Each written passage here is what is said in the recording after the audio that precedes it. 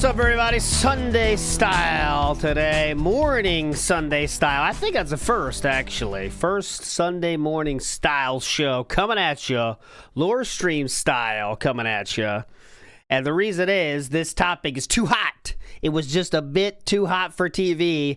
So I wanted to spend a little bit extra time to fit it and make it as hot as possible. And yes, it is fitting. It's fitting right now. All right? It is fitting. So today, the schedule today is to go through part one of DSP versus the Cannon Brothers, all right? It's obviously we already did, which is basically mandatory viewing if you're into this topic. It is pinned. DSP versus Netcode is a big aspect of this, obviously. So we're not going to go over all that same stuff. There's going to be a little bit of overlap, obviously. But there's way more to it than just netcode, right? Netcode has a lot of it. That's like the main thing he bitches about. But there's so much more hatred there. And from so many different other things that I want to show you that as well. Okay, so that's what we're going to do today. We're probably going to get to, I would imagine, you know, I say this, but who fucking knows? But I want to get to Street Fighter V release, and then the second part will be Street Fighter V release and afterwards. But you know how the schedule goes. You know, who the fuck knows about that? I will be back tomorrow, by the way, for the normal show. So that's the schedule update. That being said, it'll be sometime this week, but not sure yet. But there you go. Okay. Enough bullshit. I'll bring up the image. Well, it's already up on your screen now. And this is one of the earliest things we're sharing on this show from May 3rd, 2003. That means we have a 21-year-old DSP here we are talking about. And this is from his website, tophaters.com. I have done a lore stream about that. If you haven't seen it, go check it out. I did that with Meerkat, I believe. But tophaters.com was the website DSP made after someone made a website entitled Top Gamers, and he wasn't included in that, so that's a big problem, all right? So what did we do? We made our own website, which is entitled tophaters.com, and we did a lot of stupid shit on that website, like this. I want to read one for you here, okay? This says, huge, important tournament announcement. Do not buy tickets to Evolution yet. Evolution is EVO, the tournament that was, you know, very early on in its development at this point, of course made by the two Cannons, Tom and Tony Cannon. That was their tournament. DSP says, do not buy tickets to Evolution yet. Yesterday, Evolution 2003, it wasn't really called EVO back then. So a lot of people would have said, you know, Evolution. Well, whoopity-dee. 9 tournaments instead of the 3 they had last year, which they couldn't handle. Good idea.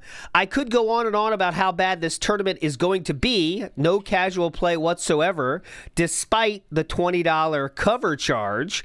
High prices for food.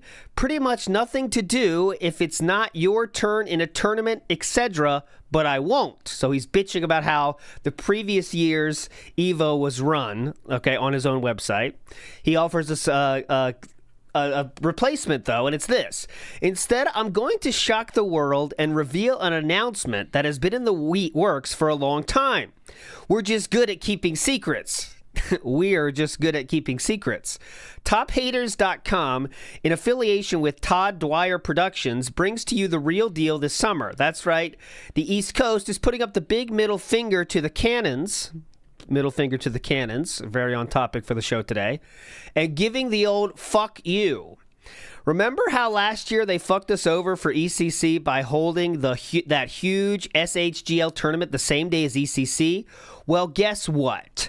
The East Coast is having their own little national tournament, and on the same weekend as Evolution 2003. Let's just call it Devolution for now. This tournament will have everything Evolution was supposed to have, but didn't. Live commentary, music, entrance videos, free casual play, and no overpriced food, and only Street Fighter games.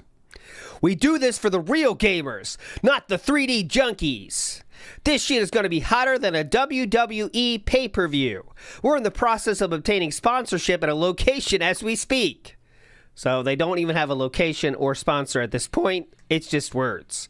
Anyways, as soon as details are finalized, You will hear it right here, and soon Devolution will have its own little site on tophaters.com.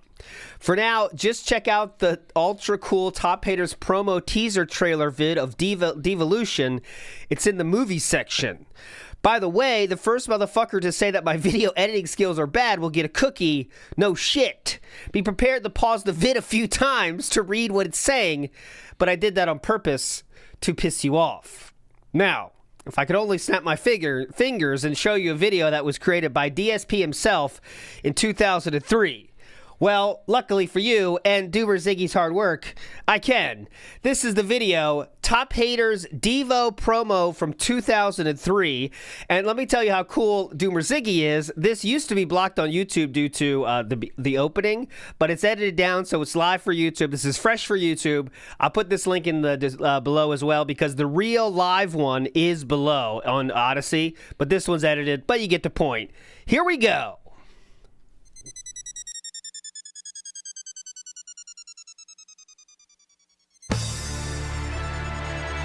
Oh, shit! Are you ready?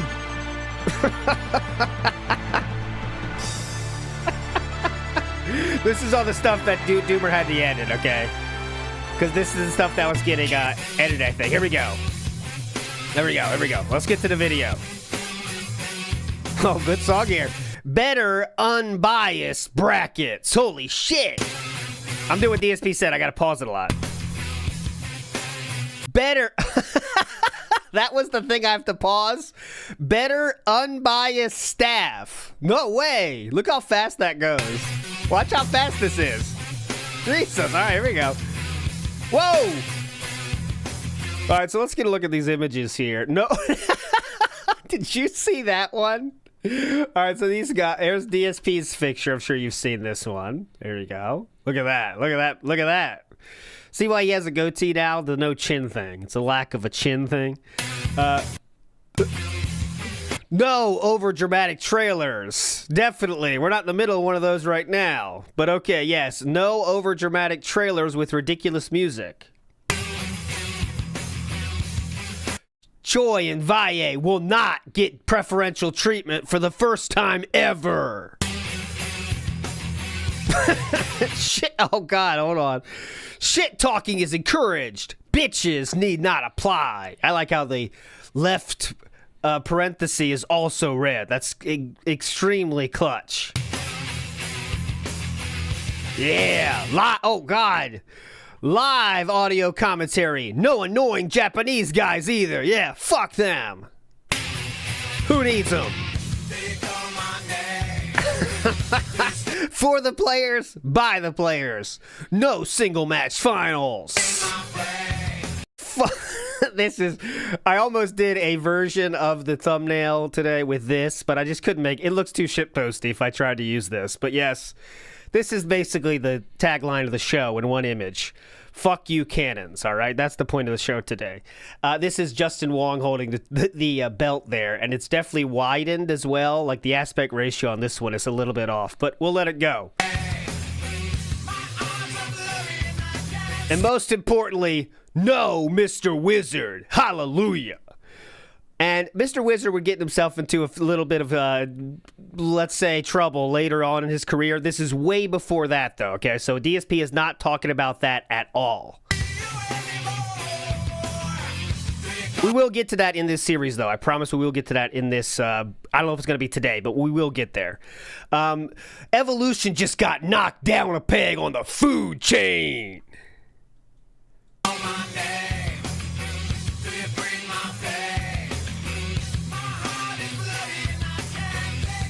And if you don't like it, I bet he's going to say you can suck it, or you can, yeah, yeah, suck it, yeah. This guy's cool. Oh, he's got badass Billy Gunn here. That's Mr. Ass. Oh my God, he got Mr. Ass. Awesome. China, Triple H. I call him Triple H. Yeah, that's the website we're on. So save your money and prepare yourself for the real deal. Fuck Tekken, fuck Namco, this is Street Fighter, bitch! Oh, you reused the same middle finger. Full details coming soon. Alright, so that's the preview we just watched. So, now you might, have whatever thoughts you have about that video. I'll let you keep those to yourself. But 2 days later on DSP's website, he says this. What? 2 days later, he says, boy, did you guys ever get fooled? Devo's just a joke, you fuckers. After only 2 days of the few paragraphs below being up and a really whack teaser trailer, I was personally attacked by several SRK moderators, random people in the community, and got a nice diatribe from Seth Killian, all for a dumb joke. Time to let the cat out of the bag, I guess, before this gets too far. My site has been blown up over the past 2 days with over 8 gigabytes of downloads and 5,000 hits. Ouch. I love the ouch. I love the ouch. Ouch. Seriously, folks, tophaters.com and or Todd Dwyer would like to apologize for any misconceptions you got about the East Coast during these trying 2 days, LOL. We were just messing with you.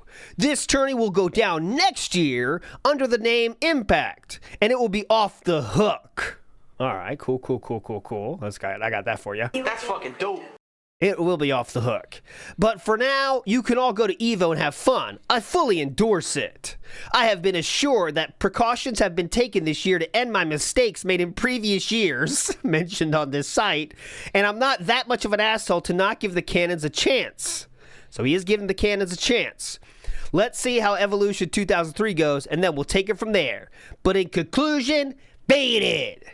So, what I really think happened is DSP, really wanted to do a tournament. Let's be real. He really did go through the motions of trying to get a tournament together, guys. He really, really, really did. I mean, that was a thing he wanted to do. But this was like, I guess, a little attempt into it. And then he said, well, never mind. I guess I can't do it. Or he got shit on so much for the video that he said do it. I don't know. Who's Todd Dwyer, by the way? Todd Dwyer is the guy that was he was a fighting game guy from around DSP's neck of the woods. He is in this picture, okay? So let me see. I think oh yeah, there he is. Here he is. This picture right here, I'm sure you've seen this picture of Justin Wong with DSP in the background. DSP playing Justin Wong on a cabinet outside. This is Todd Dwyer's that guy in the back with the glasses and the hat on, I think. Okay, that's what I think. I'm not 100% on that, but I know he's a guy from there, and he was kind of he's a DSP in DSP's area. They're kind of bros, I guess, as much as DSP ever had a bro. Okay, so there you go. That's who Todd Dwyer was. It was just part of the awesome joke. Okay, but now I'm going to fast forward to when DSP wants to talk about his tournament. Okay, so that's here. So then DSP, after that shit, okay, again, this is all trying to take down Evo, Cannon's Evo, and make his own tournament. Remember, that one was all a joke, but this is all real, okay? So this is a real thing, a part of his website that he put up in 2004. It said, welcome to the official Impact Fighting Game Championship 2004 webpage. Right now, as you can see, this page is under construction. Impact is still in the planning stages, but rest assured that the staff are hard at work trying to make this the best experience possible and the best fighting game tournament event ever. You know what the staff means, right? It means DSP. That's what the staff is, okay? Oh, Todd ran the first ECCs. Big up, Ziggy. Thanks for the video, putting that video up. It's awesome. Our goal is to make Impact not only the best fighting game tournament ever, but also to make it an event. Entertainment is our #1 priority. If you're bored, that means we've done something wrong. We want Impact to appeal to gamers of all skill levels and interests. Here are just a few of the ideas we're going to implement. A large-scale tournament atmosphere in a convention center type location, somewhere convenient in the tri-state area. Unique audio-visual setup with projector screen for grudge matches, finals, and special events. MCs to let you know what is happening, where and when. MCs to let you know what is happening where and when. So I think that means DSP in many tournaments when he's by himself with no friends, I think he gets lost. And he wants people to tell him where to go. He needs ushers, I think. That's the conclusion I came up with.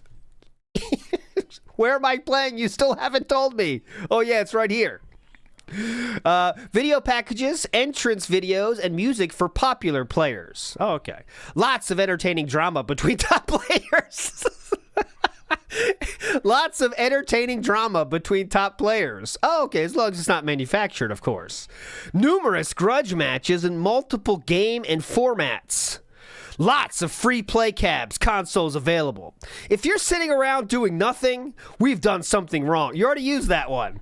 Between all the action on the screen and the casual play available, you should always be busy with something.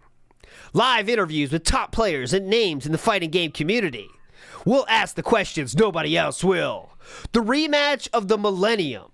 Everyone has been waiting for the Marvel Capcom 2 World Champion, a West Coast versus East Coast team rematch. Come back here for a special announcement that will shock the Street Fighter world. That announcement never came. No bias tournament directors. We will stand by our rules no matter what, no matter who violates them. If Justin Wong or Jason Cole show up 3 hours late, too bad. They're eliminated no matter what. Also, if you get called for 2 games at once, simply let us know and we'll definitely hold off your matches until later. We want Impact to run smoothly, but we're also not going to screw anyone over either. This is probably because DSP was disqualified from a tournament at one point because he had to go to the bathroom. We did that Dead Sea Scrolls already. It was entitled A Pressing Matter. And this is when DSP was famously eliminated from a tournament because he had to go to the get out of here. He had to go to the bathroom, and I am not making that up. So there you go. Link to that one if you haven't seen that one. Let's get back to it. The awesome Impact things. Live audio commentary by special guest announcers in between rounds.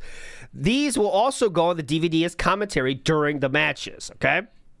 Speaking of the DVD, expect one on par with the professional sports program, complete with interviews, matches, and everything you would ever want.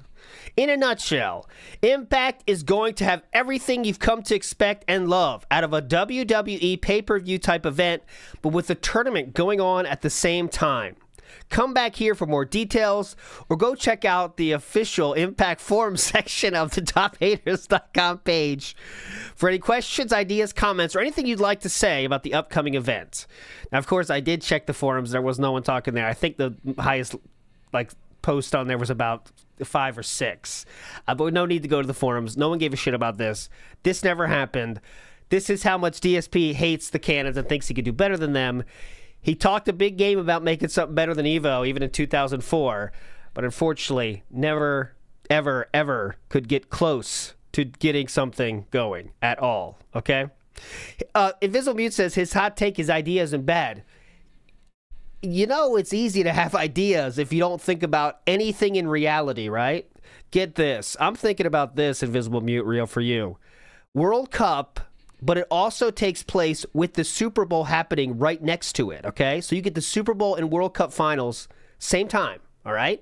This is how we're going to do it. It's going to be a 1,000,000-seater, okay? 1,000,000-seat arena here, and everyone's going to be around it, all right? And you could watch either game. That's the thing. If you want to change to a different space, you just get into a fucking droid, and they'll walk you over there. It's incredible. So I think this is going to be hot. The interviews are going to be awesome. We got the best interviewers in the business coming out here, okay? They're going to be DVDs for everything. And get this. We're going to make individual DVDs for your interests. Every participant, every person that comes.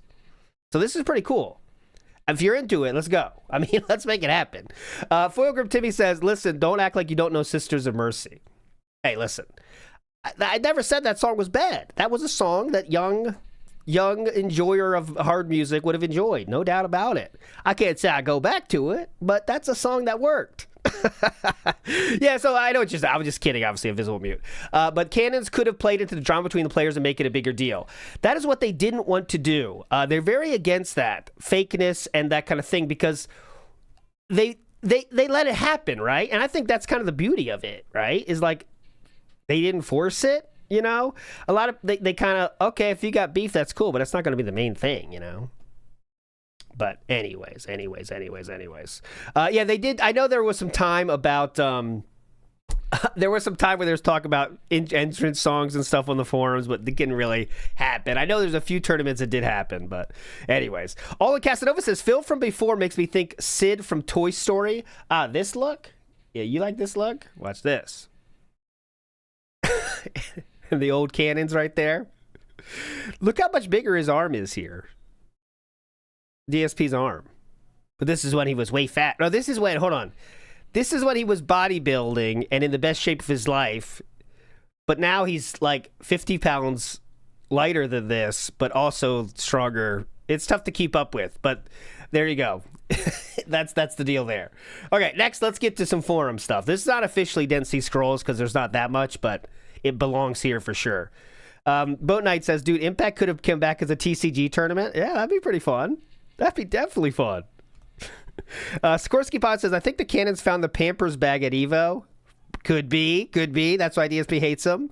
In the end, I hope you see that at the end of the day, what DSP hates about the Cannons is that they're successful and people like them. And I think to really make it episode real short, I think that's why he hates everyone he hates, actually. That's what I've learned. BR Joe says, ALT might be a better idea guy than Dave. Well, I mean, that's what I'm trying to say is, like, it's very easy to make ideas that, I mean, he made all these promises of shit that, yeah, it's cool, but, like, who's paying for that? You know what I'm saying? Like, okay, how are you going to get all these consoles? We know what happens when DSP had to get consoles, right? He had to use his employee discount at Circuit City and get fired to get 2 consoles. He acts like this stuff is easy, and then he bitches about it, but then he learns out it's not that easy, and nothing happens, okay? Anyways, moving on positively. We have to finish by 1:30, by the way, so that's our deadline for tonight. So in July of 2003, this is, again, a 21-year-old DSP, someone says, why don't we do a West Coast versus East Coast 5-on-5? That was their idea to do at a tournament, just for fun, okay? DSP here responds, and for those that don't know, how do I know it's DSP? Because this is System 1. This is your first trip down the SRK forums. System 1 is what they give to people that are banned. So how do we figure it out? Well, we have to go down here and see when someone quote posts it, and then we see the name. And Punisher is a name that is confirmed to be DSP. So that's how we know who it is. If I ever don't know, I will say it, but I only show when I know it, okay? Usually, I only show when I know it. I'll let you know if I don't. So next up, DSP starts and says, hey, what's up with all this controversy about who is going to be on Team West Coast? They are going to lose anyway to the best goddamn Marvel team, period. Even if you squeak by everybody, no one is going to beat Justin at this tournament. This is rare, okay? This is very rare. 2003, 2 years before DSP got 4th at Evo, he is gassing up Justin Wong because he's on the East Coast, right? He's on his team. Justin Wong is cool now. He's cool. You might as well have some random bum join in the 5th spot because nothing is going to help you, LOL, okay? Next up, we have a response to that, and they say, I don't think you get it. It's not play until each member loses once. It's first to get 13 points wins. Justin is only a guaranteed 5. It's wide open. So DSP not understanding the format they will be using. He thinks Justin Wong can just beat anyone, okay? Then DSP chimes back in and says, okay, so I was just checking the official rules for the first time probably, and I found something disturbing. Okay? It says that each East Coast player will have to basically fight 5 matches in a row. That's 5 grueling matches versus the West Coast, versus the West Coast absolute best players. 5 different playing styles, back to back. This is ridiculously wrong. First of all, after the first match, the West Coast players can pretty much read your style. By the 3rd or 4th match, they'll probably know exactly what you're going to do since they just saw you play 2 or 4 times in a row. Come on now. On top of that, you can't possibly expect someone to play 5 of the toughest Marvel vs. Capcom 2 matches in their playing history against 5 different play styles back to back. They need a rest, especially if they just had a draining, super close game. I seriously suggest we look into reordering these matches so that at least when it can be avoided, no players have to play back-to-back matches. That way, everyone gets a chance to rest. Nobody is tired out and makes dumb mistakes, and nobody can read your style because they saw you play 4 games immediately beforehand. Okay? You don't want that. You do not want that. Then someone responds to DSP and says, that's how round robin has always worked. We've been doing it this way for a while now. That's what the Japanese did at last year's EVA, and I don't think they mind. Plus, East Coast is a away team on our home turf, just like how the Japanese were on our home turf last year. It's not really all that bad. If you look at it, East Coast will have a chance to watch all the West Coast players play before West Coast does, blah, blah, blah, whatever. It's just responding to DSP there, okay? Now we're going to go to... Obviously, no one agrees with DSP, and it doesn't happen. So, next... okay. Someone says, in my second thoughts, I think Clockwork should be in this. Not a lot of East Coast players play against Strider Doom, except Justin Wong, who adapted Clockwork in just seconds. He could probably take out everyone else with his amazing Slider Doom stuff. Justice probably going to be up 5-0, and then it bounces out afterwards. Okay? Then DSP says... First of all, I would like to say that it is great to see Ponder participating in this thread and actually listening to the feedback of the fans, so to speak. DSP is speaking positively now of Ponder, and Ponder is the subject of our show today. That is Tom Cannon, okay? Too bad not talking about Camelot Final. David L is the only player can avoid. Okay, but anyways, he was praising Ponder on this one, okay? Now, DSP comes in again with the second thing. Here's a really easy solution. Let's cut out all this kitty crap with name-calling threats and bullshit. This was a good thread until you guys stunk it up. Demon Hyo, mix up, you both suck, okay? Brandon's only good character is Iron Man, and Mike can't survive without Magneto. You're both one-character wonders talking pointless shit to each other, and I doubt either of you are going to be selected for Team East Coast if you keep up this childish bullshit.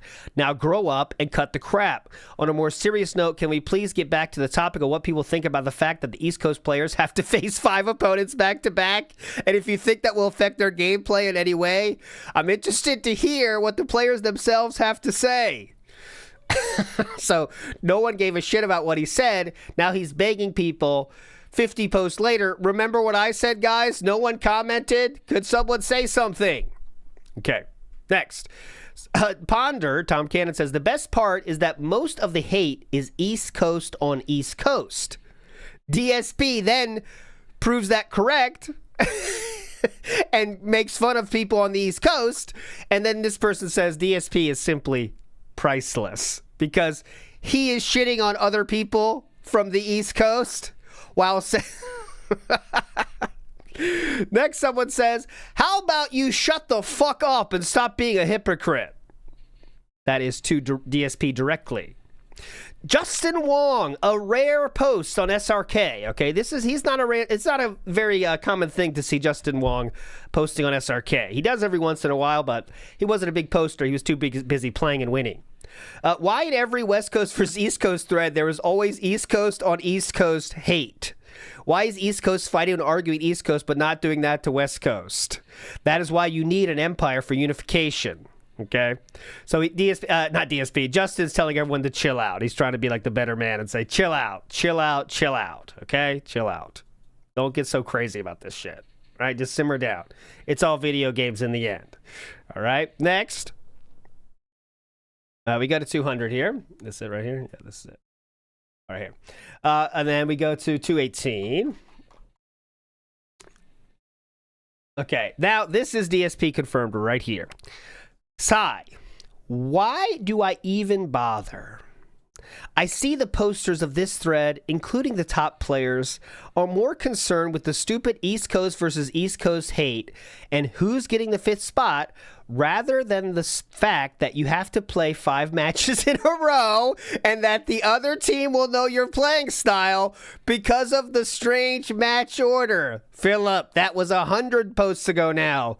As you can see, no one cares. Okay, going back to it. Whatever. Just don't complain or start controversy when you lose and then blame it on playing so many games in a row or getting your style read. When it comes to anything important like actual strategy, I could see the East Coast is as ununified as ever. Good luck beating the best the West has to offer back-to-back, boys. Don't say I didn't warn you. Oh shit. This guy's popping off. All right. Fair enough. Let's go to someone's response here. And they say, well, in my opinion, I don't really see a problem with this format because it was the same format they did last year with USA versus Japan. And Japan had to fight USA 5 in a row each time. The way I see it, that's the East Coast has an advantage is we could play 5 in a row, especially if we win our first game. That will give us the adrenaline, while West Coast has to wait like 10 minutes for 5 matches. Even if we lose a close game, we could use to motivate us to good our next game. So for me, I don't see a problem with this format, this person says, okay? Someone else says, agreed. I want to show that. Yep. Everyone agrees with this person. No one gives a fuck. There you go. Almost done this thread here. This is DSP doing something he often does, trying to promote his own website on SRK forums. Mix Up, Blazing Flow, Demon Hill, anyone else who wants to continue this flame war, debate, shit talk, go to my website. There's the link. Go there and fucking spam to high heaven. Just keep it off this board. You both suck. You're starting to see why he was banned so much on these forums, guys. You're starting to see why he was banned so many times, even though in modern tellings, he will always act like it was for nothing. But this is just one example of that. I have another one today to show you when he got banned as well.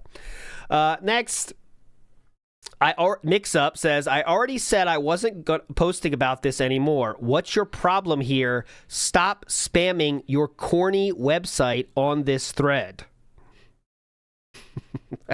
Fair enough. Right to the point. You have to appreciate the honesty here. Okay. Then, So then DSP responds to, sorry, I must have missed that one in the 56 other pointless shit-talking posts you made, just trying to get this crap off this website and onto one that will gladly host it. Yeah, definitely. He's trying to be a good Samaritan here by spamming his website. Mix Up then says, right, on to another subject. Infinite says, first, I was just kidding. Second, I've won weeklies before, and the only people that got in my way would be Desmond, Josh. Can't say I've been team, whatever. Okay.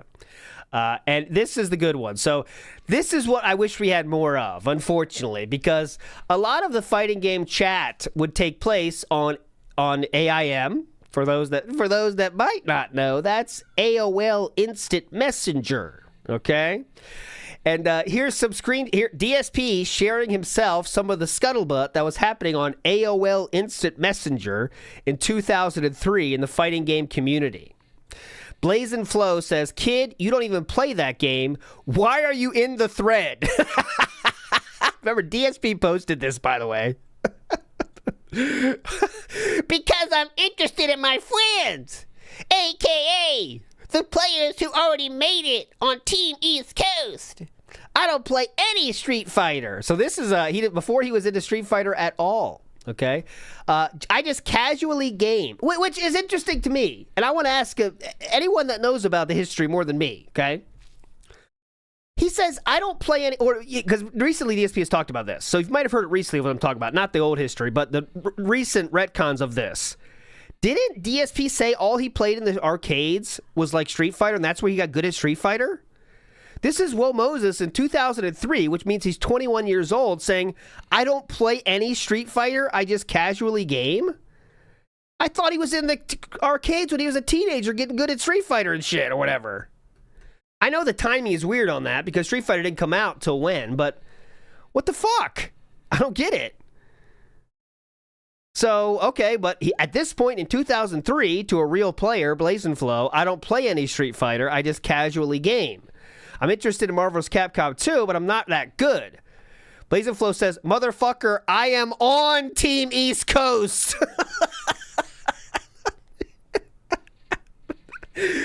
Whoa Moses says, LOL. Blazing Flow says, stupid. Whoa Moses says, you're not on shit. Blazing Flow says, the Wong needs to stop calling me and asking me to be on it. Fucking idiot. DSP then responds and says, Justin Wong, stop blowing up Mike Mixup's phone. Okay, thanks. He doesn't want you to call him anymore and ask him to be on the team, so please stop. Mixup then responds to this and says, too good. Take some sarcasm and try to make it into an insult. This is DSP not getting sarcasm. Remember DSP talked about us and sarcasm last week? That's why I had to include this thread, even though it's not on topic that much. It's tangentially related, but I couldn't resist. Too good. Take some sarcasm and try to make it into an insult. When Wong called, I gratefully accepted, and I am more than happy to be on the team. Really surprised, actually. So to elaborate, yes, that was sarcasm, since you apparently didn't know about me being on the team. Keep digging and trying to make this into something, asshole. Oh, and spamming up the thread. I'm going to stick to reading this thread from here on out. The hate is overwhelming. I hope you get a life. There we go. There we go. DSP responded finally saying this. At the bottom, yeah, no pre-stream today. We'll finish right before. I'm sure someone's going to have you today. Right, I need to get a life. But you were the one randomly IMing me out of the blue for over an hour, even after I told you to stop talking to me because I didn't care. Are you stalking me? I heard a sound. Is that you outside? This is DSP's only response to that. Okay, so yeah, because he was randomly IMing them back and forth for an hour, that means he's being stalked by that gentleman. Okay, pretty cool. All right, now more direct to the point here. That did involve the canons because it was trying to talk about this. But here's a bigger one, a bigger controversy that DSP hated the canons about. And that is, there was a change that happened in the fighting game community. It had to happen. And that is changing from being arcade-based to console-based, all right? This is a huge problem. No one liked it. It wasn't fun, right, for a lot of people. But many people understood, right? Many people understood that this is a necessary evil. If you want fighting games to continue to be competitive and we have tournaments, we can't stick with the arcades anymore because they are dying as we speak, all right? That's just a fact. They are dying. So they decided to make that change around 2004. They're talking about it at least in 2004. DSP makes the following post, and he would repost this on his own website, the exact same thing. So I won't show you that, but he just did the exact same fucking thing. I just want to read a little bit of this because it goes on so fucking long. Look at this, guys. Here, I'll hit it for one time, but here we go.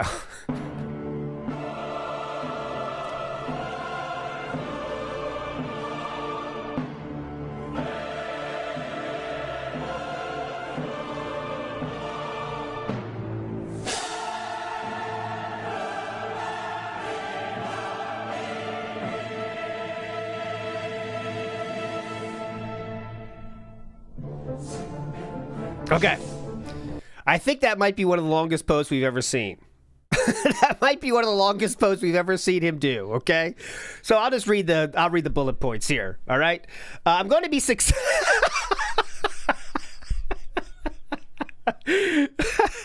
My crop is bad. Look at the top. I'm going to be succinct and to the point.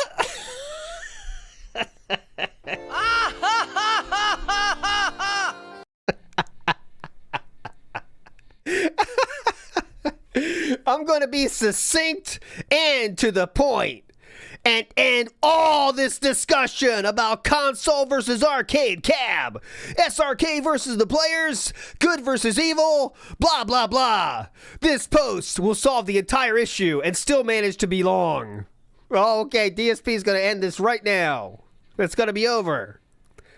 Okay, so the real issue is, what is it? What is Evo? Has it grown into a convention where thousands of fighting oh, let me make sure I put this on.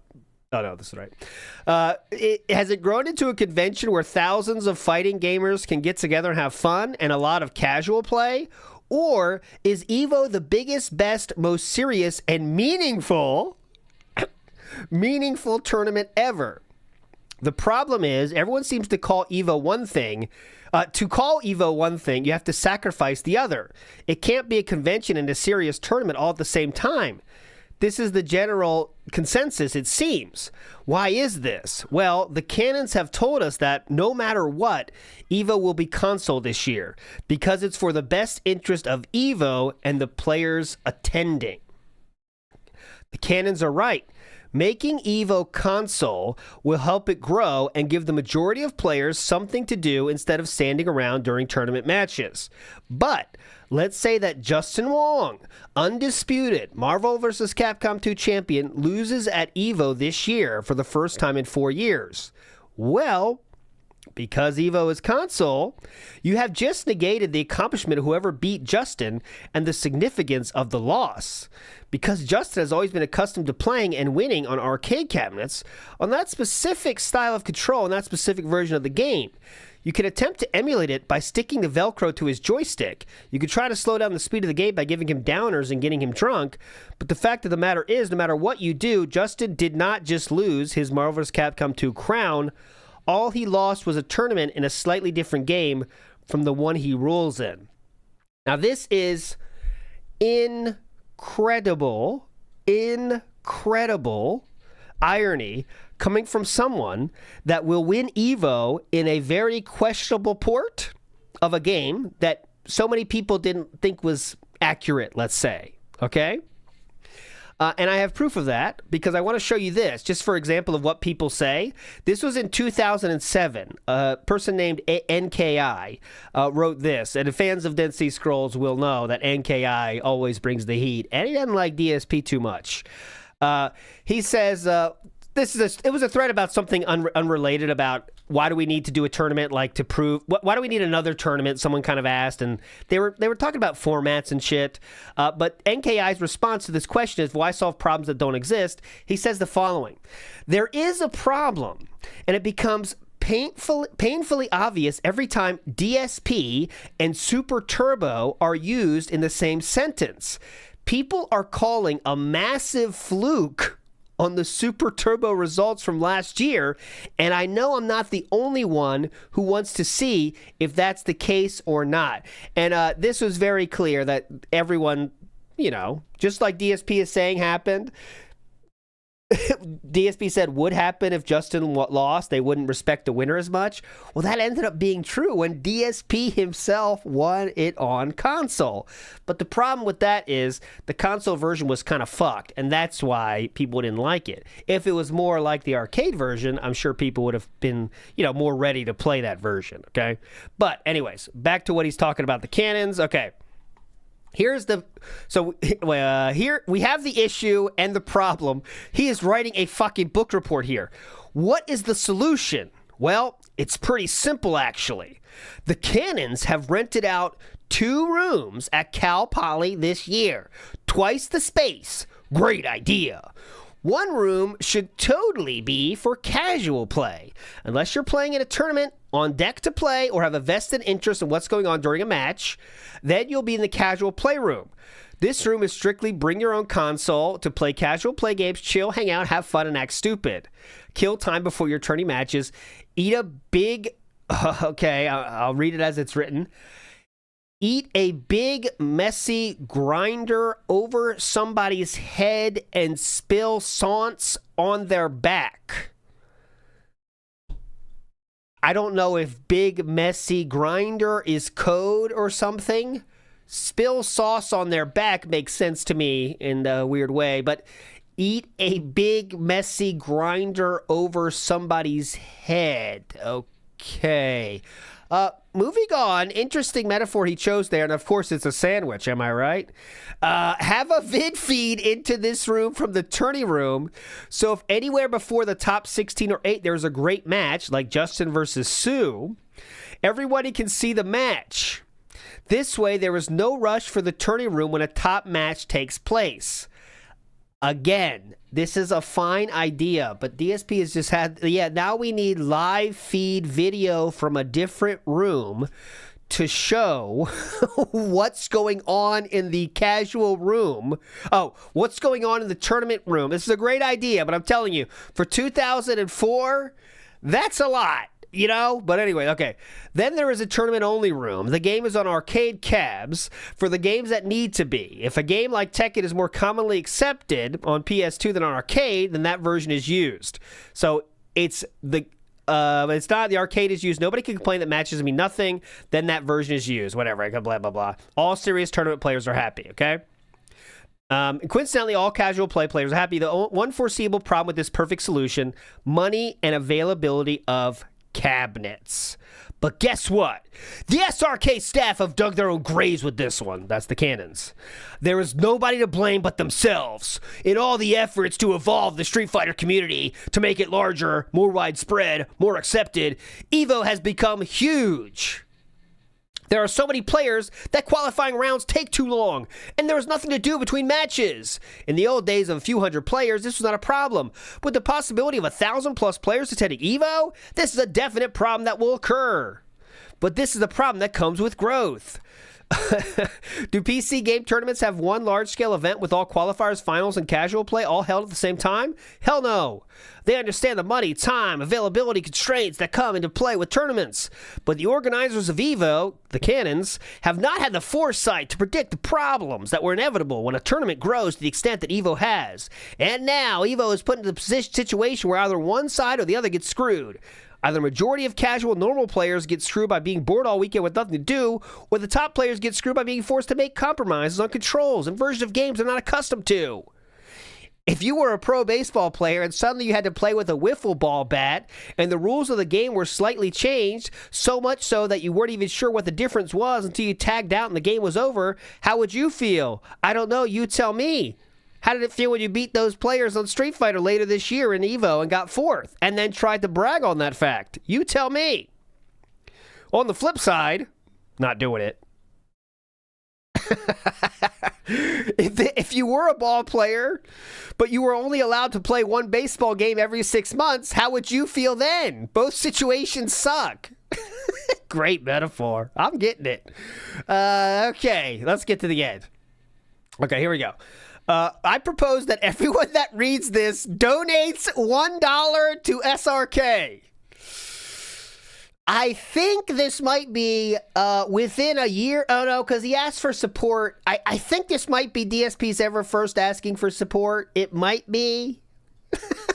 This is 2004. He is asking for support, not for him, though. Well, I guess it's for him, kind of for him, but not directly for him. This may be nothing, next to nothing in the long run, but at least we are all at least doing something to try and help out SRK and show that we're willing to help out and make EVO the best tournament ever. Okay, we're trying to make the best tournament ever. After all, we're all gamers here. All we want is to see Street Fighter be as successful as possible and have the best goddamn event that has ever been. So let's stop talking and do it. Remember, this is 2004 now. What happened to this? This is also supposed to happen in 2004. I'm wondering why DSP isn't making the moves to make this happen. It's 2004 now, huh? What happened? Why aren't we making that? I don't know. So some people were in agreement. Okay, I always show the truth here. I show the whole story. I like this idea a lot. It makes a lot of sense. The solution sounds perfect. I agree with this idea, someone says, even though it's a little impossible. It would work if everyone related. Someone said that's an idea. Just have them give the word. I'll donate $2. Now we have the responses, the real responses. Someone says, sounds like a great idea. I'll drop 50. Someone says, I'll drop 10. A lot of people are into this. A lot of people are into this idea. Okay? This person, Wes, says, I think this might be Wes Dog. I think we saw him before. Maybe not, though. Might be different Wes. Maybe I'm just making up Wes's now. People had their chance to donate and help EVO last year. In the end, it didn't come through. You know, on the whole, the Street Fighter community is notoriously cheap. It's just not a smart way to pay for an event with money that's not already in hand. This is the realistic thoughts on this, right? This is a realistic take. The Cannon brothers clearly were trying to make a real thing, a real event. They don't want it to be this thing where every player has to donate 10 fucking bucks, right? Or $1, as DSP said. You don't want it to be like that, right? You want to make it survivable on its own, right? So that's why that just never happened, I guess. I mean, come on, is it really reasonable for the cannons to count on potential SRK user money to help them pay for an event that is having the checks written for it as we speak? Coming by boards and cabinets is always the most difficult part of putting on this event. They have trouble getting all this stuff together in a city the size of LA. All things point to the fact that it's too difficult and something needs to change. Time to enter the console tournament age, gentlemen. Ultimately, is better for them and better for us. You know I'm right. Okay? That's what someone says. Someone then says, so sad but true, well, the attempt was made, blah, blah, blah. DSP then says here, I think what we've seen from this thread and the copy of my post in Seth's sticky thread over the fighting games discussion is that people are willing to pay money if they can play on the controls and versions of the game that are the tournament standard. If the cannons would have just asked for help with Evo, this would have been discovered a long time ago. However, they didn't. They just decided that they would make an event-changing decision without even consulting the people that supposedly the event is being held for. I don't know if either of the cannons or Wizard or any of the crucial SRK staff have read this thread or my other replies. Have you read all the shit I've written? Did you read the book, Cannons and Wizard? There have been no responses, so I have no idea. But if you want Evo to be without controversy and truly the best ever, put on the main page of the site that if you want both consoles and arcade at Evo, to donate a few bucks. You will make enough money to do this. You've just never asked before, only assume that nobody cares, and so you make rash decisions. Interesting, DSP is saying, if you ask for money, you might be able to get it, so why not ask, huh? And he would take that to heart a few years later. Now, I have to show you the other side of this story before we continue on with this thread. What were the cannons thinking when they made this decision, okay? If only we had proof of what they were thinking. Well, interestingly enough, it's right here. This is what the cannons were thinking when they made that decision. Sure, whether you intend for it or not. The tournament scene was getting bigger, and like, you know, as we found each other, like first like across the US and then internationally, we and other players had sort of like this informal network of like tournaments, and we traveled to all around the world. It was great, and so it was getting bigger and better, but the arcade scene was dying. And so that's where we actually were forced to start to look at this as a little bit more of a business. And, you know, at this point, we're in our early 20s. We have to take... Same age as DSP, by the way. The arcade experience and transplant it out of arcades. And that was literally like the reason for Evo. That's why we call it Evo, right?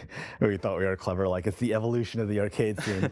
And so I remember the very first Evo, we actually did have it. So that's 2002, the first one ever there. On college campus, not in an arcade. And this was before DSP was on the SRK forums, I believe. Now, Doomer Ziggy might come here and say I'm an idiot. He often does, and is right to do so.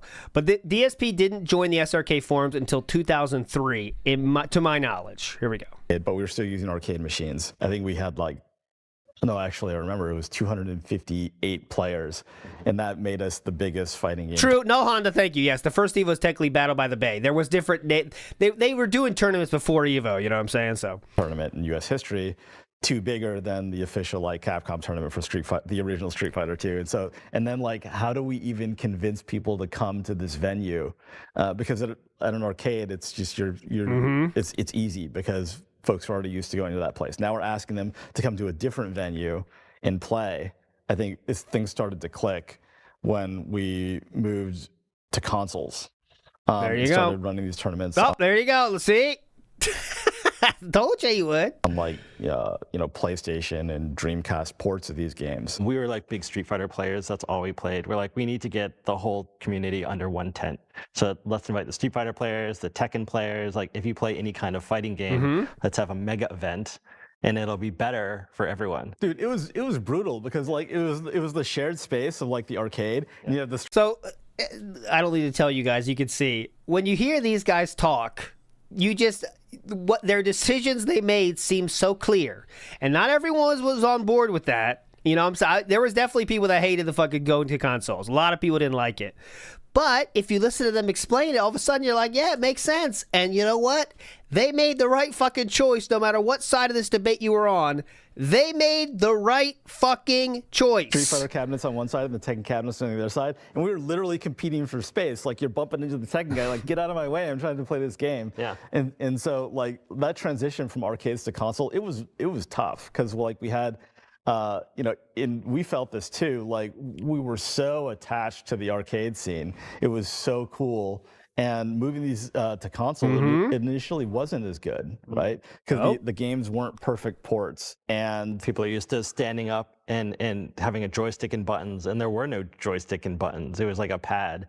And we were vilified in the very first Evo. Like, people told us that, like, hey, this console thing that you're trying to do, it's a monstrosity. Like, we should just let the arcade scene die with dignity. I think that was like... Yeah, some of the people that did that were DSP Gaming. The moment was 2004, which was... the thread we're in is 2004. Moment 37, right? The moment. Right, the moment. And so, like, you know, I talk about, like, how do you get people to stay? Hey, instead of running the tournament all the way to the end, let's run our tournaments up until, like, the top 8 players. For Street Fighter, for Tekken, for whatever else, and then turn Sunday, the last day of the event, into like back-to-back finals. So please remember this. This will come in. We're definitely going to cover a thread where they talk about this in the future. And spoiler, DSP doesn't like this idea. It's like a show for all the. It's so amazing. Every single thing that DSP hates turns out to be the right decision. It's incredible. He has to be an asshole and have the worst ideas and try to change things. But then what the Cannon Brothers decide to do is the best thing ever, like Finals Day. People who competed the previous weekend. And that's literally like where like top 8 in fighting games come from. We're just trying to problem solve. We're like, how do we keep people in this room? Like showrunners. Okay, so there we go. So let's go back to the thread here. So obviously DSP is still trying to get money. Hey guys, fuck consoles. Let's just ask everyone for money. If you beg more, maybe we'll get enough money. Okay, sounds good to me, dude. We go down here. This is James Chen, okay? James Chen has spoken about DSP before. He has a YouTube channel now about fighting games still. Big guy in the FGC community. He says, I'll bite a little here. Now, why does he say I'll bite a little here? James Chen famously doesn't mix it up with DSP and thinks he's dumb. Many, many times he says, okay, this is DSP foolishness. I'm not taking part in this. So that's why he has to say, I'll bite a little here, because this is a DSP started thread. And you know, it's like, you have to take it with a grain of salt, because who the fuck knows? Like, it's just DSP talking. Who cares? That's just my take on it. But okay. Anyways, I'll bite a little here. Donating money is good and all, but it'll still be tough to solve the problems associated with finding enough cabinets and boards for the tourney. I recall having trouble just finding boards to use to fill the machines, because since arcades are dying, very few arcades had any boards to spare. So even if we did get the cabinets, we may not have any boards to fill them up, especially if we try to get as many boards as we can get consoles. Back to the cabinets, don't forget, he's just saying it's a bad idea. He also says, I'll finish it here, there's a lot of issues with obtaining the stuff, even if you do donate a bunch of money, okay? So while the thought is really appreciated, I'm not sure if it'll necessarily make it easy to solve the cabinet problem as you make it seem. Ronin Chaos, I don't think it's that simple, just like James Chen said. Donations aren't going to solve the problem if the cabs aren't available or are too far to transport. Inkblot, also, Inkblot is Tony Cannon. Inkblot also specifically said they'd run into trouble even though they were offering to rent the cabs from an arcade, okay? Anyway, not everyone's going to be happy with whatever the outcome is here, but the Cannons and the SRK staff have done good stuff in the past, so I'll trust them, okay? Good idea, actually, that would turn out to be. DSP here, chiming in. I'll hit it for you.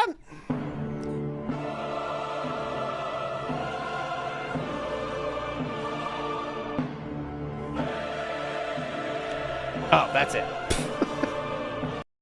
Not the longest, but here's a bitch fest for ya. I guess I should give it all up. Actually caring... Oh, I gotta hit this. Excuse me. I guess I should give it all up. Actually caring about the community and the quality of tournaments instead of the quantity of players. It's a lost cause.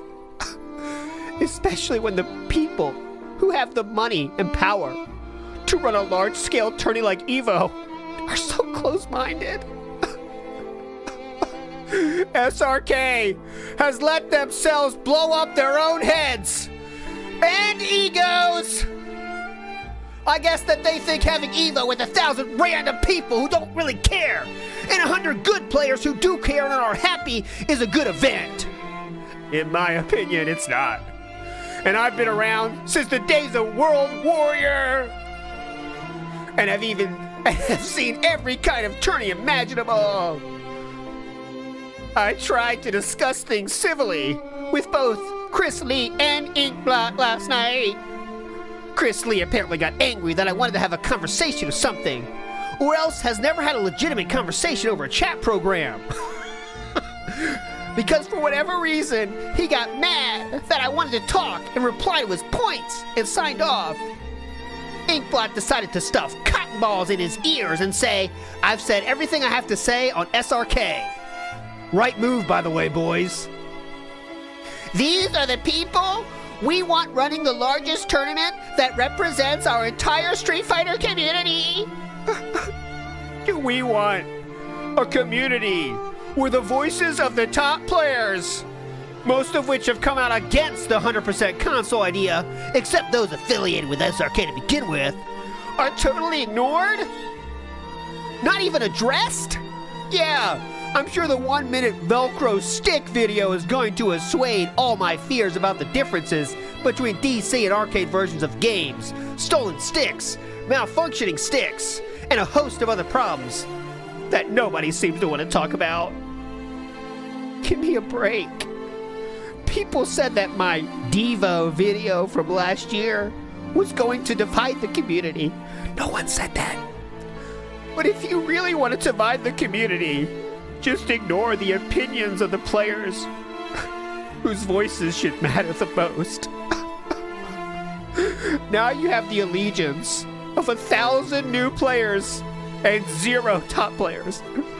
Have fun with your SRK community. But don't even try to call it Street Fighter.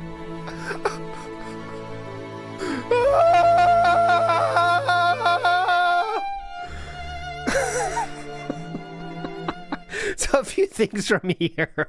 It's interesting how he says now people thought his devolution would divide the community. I thought that was a joke. Huh? What? I thought it was a joke.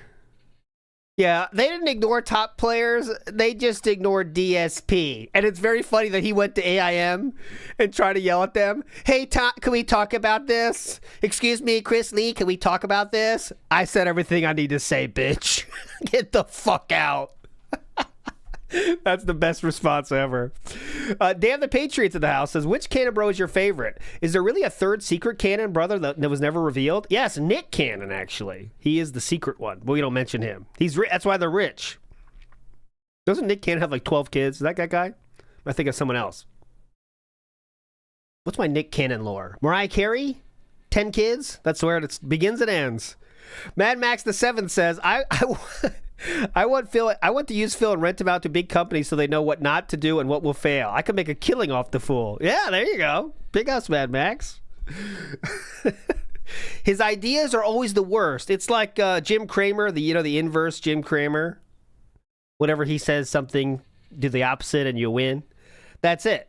The inverse DSP. Okay, so don't even call it Street Fighter. Don't even call it Street Fighter. Shrek. So Chris Lee said, this is the best. So Chris Lee responds, Shrek is Chris Lee.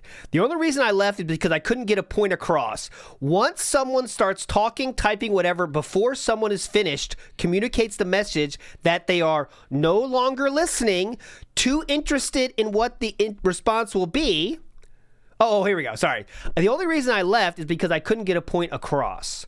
Once someone starts talking, typing, whatever, before someone is finished, communicates the message that they are either no longer listening or too interested in what the response will be. I give the example at work all the time. I can walk up to someone that works with me and say, hey, I just ran into your car with my car. It's messed up pretty bad, probably totaled. The first thing is that the person may freak out. What they don't hear is the second sentence. I'll give you $1 million cash for your trouble. Granted, I work with hard-nosed military people where they hear the first thing out of someone's mouth and not get the whole story. The simple reason I signed off is that I don't need to get involved in the usual DSP type master argument. DSP type master argument. I do not post nor chat when arguments are going on and was trying to make a single point. No one enjoys being cut off or interrupted when they're trying to get something across. I try to hear your point, so you should hear mine. It's common courtesy. Phil, I am not your enemy in this. You know that as well as I do. I suggest you do not start pointing fingers my way and trying to direct your anger my way and call me out. You know me better than that. Someone says, ooh, then DSP responds in the final post in the thread, okay? The final post in the thread. By the way, there's 2 posts left. The next 2 posts are all DSP, so I could hit the music here, but he did it in separate posts. I'm not even going to argue about this because it's pretty obvious you don't usually have long discussion on IRC, Chris. We should have just talked in a private message that was between you and me. Half the stuff I was saying was in response to the other idiots in the room who wouldn't shut up. On top of that, when I type on IRC, I type in single lines, not huge paragraphs. So I agree, it's hard to tell when someone is done talking or going to keep going. Now, the IRC, this is the gold mine. This is the one thing we don't have, but if we ever had it, it would be the biggest find of all time, okay? This is where the conversations about rollback netcode happened in DSP's mind. Remember they said, yes, Phil, we know it sucks, but we want to sell it? That's where that happened, was the IRC chat. It's all gone, unfortunately, but, you know. You can. That's why it's our IRC. You can both spam lines over and over. Just read them because they're all there in front of you. It's not like a conversation where somebody's talking over somebody else. You can easily scroll up and read what everyone has to say. I apologize for any misunderstanding. I wasn't trying to insult you or cut off any idea of yours. I just asked if I could reply to something you said. You got pissed and left. I don't know why, but you and I have always been cool, even if we don't see eye to eye, and I wanted to stay that way. Okay, this is his friend Chris Lee, it seems. Oh, and by the way, I think that somebody from SRK does need to get involved in an intelligent discussion or argument, same difference, about this console issue. All the SRK staff seems to want to say when they go to on IRC is people are still talking about this as if the console at Evo issue isn't important. On that note, I have to post something nasty, but I'll do it in a separate post. Okay, so first of all, at some point, like, you know, if you make a decision as a leader, you have to say, I'm done talking about this, right? At some point, you have to get to that point. Cannons are already at that point with the console thing, so all this is just wasted time, right? When you make a decision as a business or whatever, and you say, we have already made the decision, hearing more arguments about it is wasting everyone's time. So I'm not hearing about it anymore, DSP, and that's what they did to him. But here we go. Everyone who's trying to get on the you should feel guilty for criticizing SRK who doesn't have to do this? Hell, you wouldn't be able to complain if it wasn't for their forums bandwagon can cut the metrosexual shit. Nobody was begging the cannons to start up the B series of tourneys. Nobody begged them for SRK. Nobody told them to promote themselves as the central tournament organizers for the United States. If SHGL had been on the East Coast, it would be Evo at the break, not in Cali, and nobody would give a shit about the cannons or SRK. This is funny. So, if the Cannon Brothers didn't create the best website to talk about fighting games and the best tournaments to play in fighting games, no one would give a shit about them. Okay.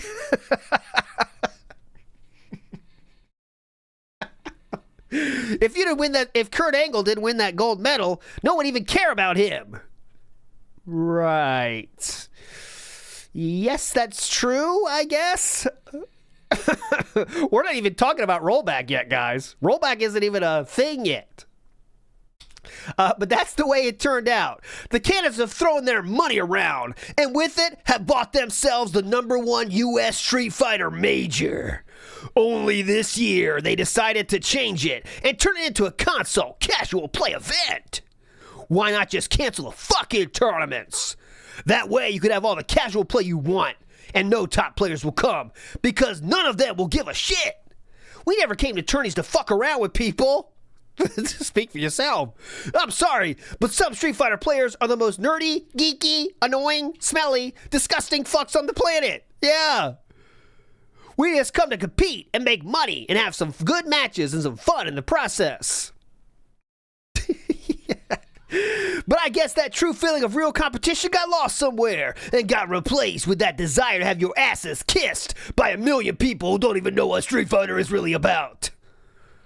At SummerSlam, Tom Cannon, that was proven when you decided to bring in non-serious fighting games like Smash Brothers. Give me a fucking break. Have fun destroying your major tournament. There are things in the works that are going to blow SRK and EVO away, brother. The Cannons have been at the top of the U.S. tournament scene for too long, and this is why they feel they can shit in the faces of the top players and get away with it. Music biz, Marty! Sorry, I snapped. I snapped for a second there. Because they'll come away by the chance to win a shitload of money from a billion scrubs. But there are groups like Empire Arcadia, Top Haters, that's his own website, by the way, and others who are breaking out and making a statement. There are other intelligent tournament organizers besides the SRK staff that can put together a legitimate large-scale event. It's just a matter of time until evolution passes you by. And what are you going to do then? I'm going to drop the mic. Then he trips.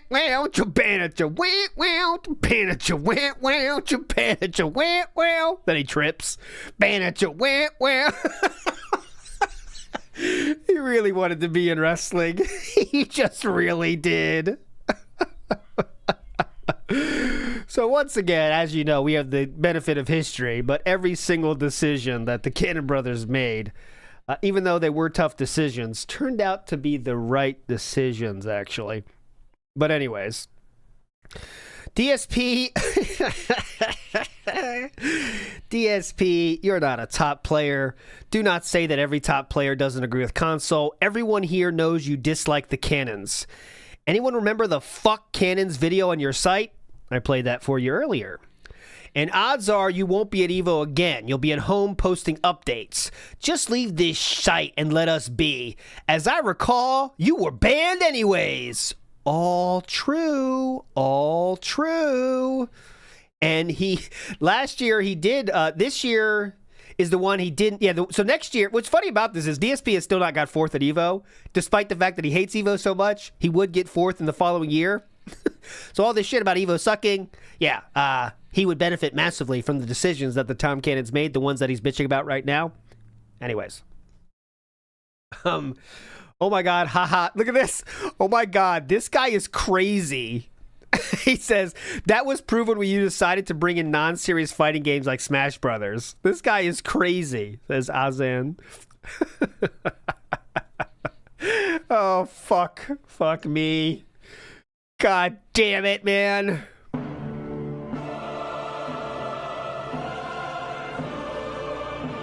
Oh no, it's not him.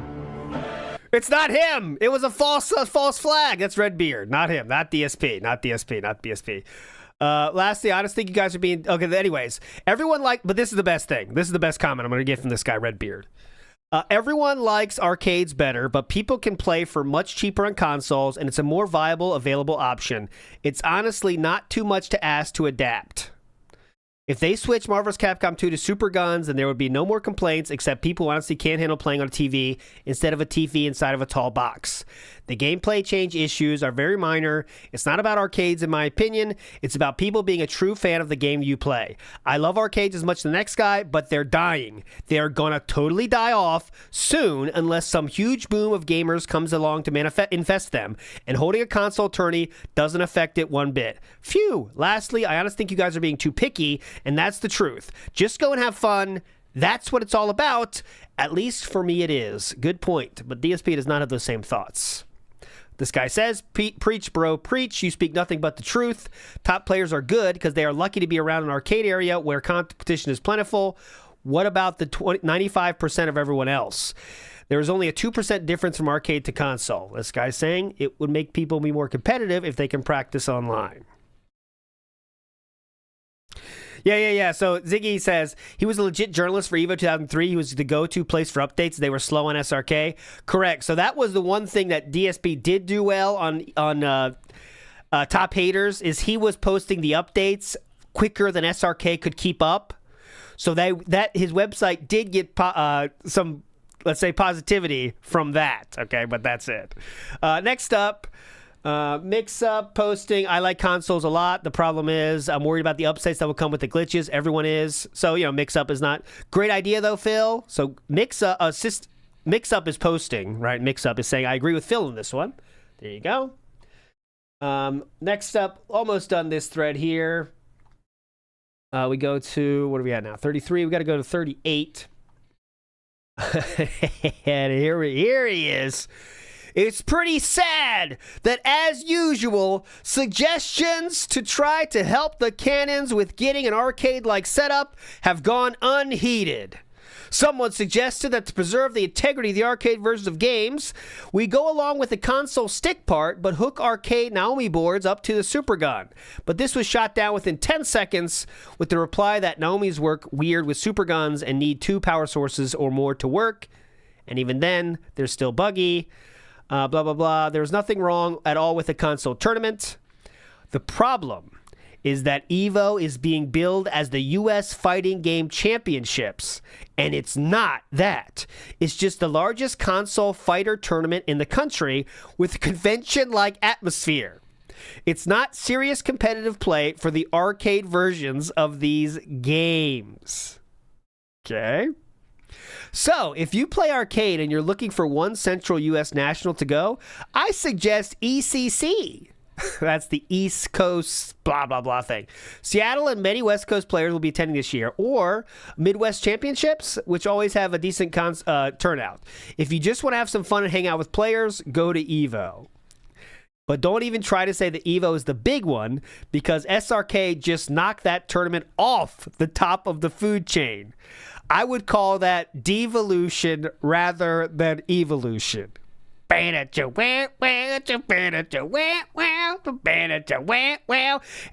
he is. Inkblot Tom Cannon enters the scene. He's seen enough, and he's ready to talk. Tom Cannon says, I wrote this great inspirational reply, but then I just deleted it. I personally think that moving to consoles is going to be fantastic for Street Fighter long term, but I'll never convince someone like DSP of that. When it comes true, he'll just say, I got lucky. Oh, how right you are, Tom Cannon. He is still coping about that coming true 22 years later. Inkblot then says, so instead, I'll ask one very direct question. Arcades will die. Do you want Street Fighter to die with it? That's a good post. That gets the point across, doesn't it? All right. Here we go. DSP now directly responding to Tom Cannon. As you will see, he doesn't have the same brevity, but let's see what he comes up with for his response, okay? Inkblot deleted his inspirational reply because it probably held no validity. Oh, yeah, easy to say, huh? Yeah, it held no validity. Just like the rest of the non-existent replies to my comments. Well, hold on a minute. It's tough to wrap your head around this one. All right, so his deleted reply doesn't have any validity, just like the non-existent replies? Oh, okay. I've heard of straw man, but this is creating replies that don't exist in your mind and saying that those that don't exist have no validity. Oh, okay, well, that's easy enough. All right. If Street Fighter dies, it's going to be from a lack of new games, not by arcades dying. Moving to consoles isn't doing shit to save Street Fighter, so get off your high horse. The problem here is that you have this idea in your head that SRK has been saving Street Fighter for years. It was always the players coming out that kept Street Fighter alive. Okay. Why were the players coming out, Philip? Could it be the tournaments that these gentlemen set up for them to come out to? Anyways, you guys helped and did a lot to contribute to the community, as he's writing on their very own forums. But don't act like the decisions you make are going to determine the fate of the entire community. I am spamming "that's not true" in my head as loudly as I can. That's actually not true. They can, and they did. Only the community can determine its own future. Nobody's going to want to play Marvel's Capcom 2 in 10 years. No one will be playing Street Fighter at all if there are no new games at all, arcade or console. Super Turbo may be the exception, but let's face it, a handful of old men getting together once a year is not going to be considered keeping Street Fighter alive. At least he knew that. If new games are released, then the community will survive. The games will be played on console from the start, so no discrepancies between arcade and console versions will exist. Therefore, people who play on console from day one have no argument against it. My argument against console has always been the arcade version, which has been tournament standard for 4 years, is not being used the biggest tournament in the country and in the world for Marvel's Capcom 2. Controls have never been an issue. Anyone can adapt to a console stick. So it's not a valid argument. If the differences between arcade and console versions are sucking it up, and the compromise that is being forced down our throats is acceptable. Oh, wait, one more time. Let's try that again. He writes strangely to me. It's the difference between arcade and console versions that are sucking it up. That means sucking? Does he mean sucking there? Okay, concepts that are sucking it up. And the compromise that is being forced down our throats isn't acceptable. Sucking it up, forced down our throats, a lot of fun. For future games, this problem will not exist. But for games that have always been played on arcade as the tourney standard, it just doesn't make sense. Okay, he's just saying his own shit again. But I'm sure that if there was an outcry by Chris Lee, Tragic, Seth, Valle, Choi, and other friends of SRK, that AE shouldn't be played at EVO instead of ST, it would be there, right? But the fact that no friends of SRK play Marvel vs. Capcom 2 pretty much spells out the fact of how biased this is. If anything is going to kill Street Fighter, it's going to be the rifts you're creating in the community.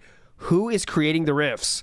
And the lack of new Capcom games, not the fact that arcades are dying. Street Fighter players will always find a place to play the favorite versions of their games, whether or not it's in an arcade or not.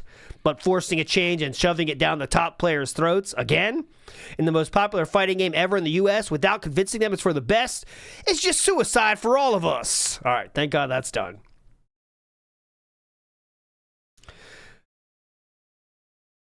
Okay, let's see. The community's already based a lot on what happens in the console world. Top players are products of competition. If I put $1 million into promoting any game, it would have just as many top players, and those top players will want whatever keeps them winning. I mean, we love our top players and all, but we're kidding ourselves, and we think that personally are the only people in the world that will ever be expected for Street Fighter skills. I respect their opinions on the subject, but it doesn't make it law. That's FM Jaguar. So it's a nice post. And again, DSP writes a fucking book. This has to be the most writing ever. God damn. All right. A lot of points, some more valid than others. Blah, blah, blah. I'm not talking about Third Strike. My opinion, this is kind of boring. FM Jaguar argues that catering to the top players only hurts the community. Well, you're right. You should never cater to a small group of people. But you, the SRK staff, have been the ones who decided that the arcade version of Marvel's Capcom 2 would be the tourney standard by having that version for years at your own major tourneys. Now you're going to switch it. This is no rationality behind this besides favoritism. As for your comment about sane people, knowing that eventually Street Fighter will go to console, it depends on what you mean. Blah, blah, blah, blah, blah, blah.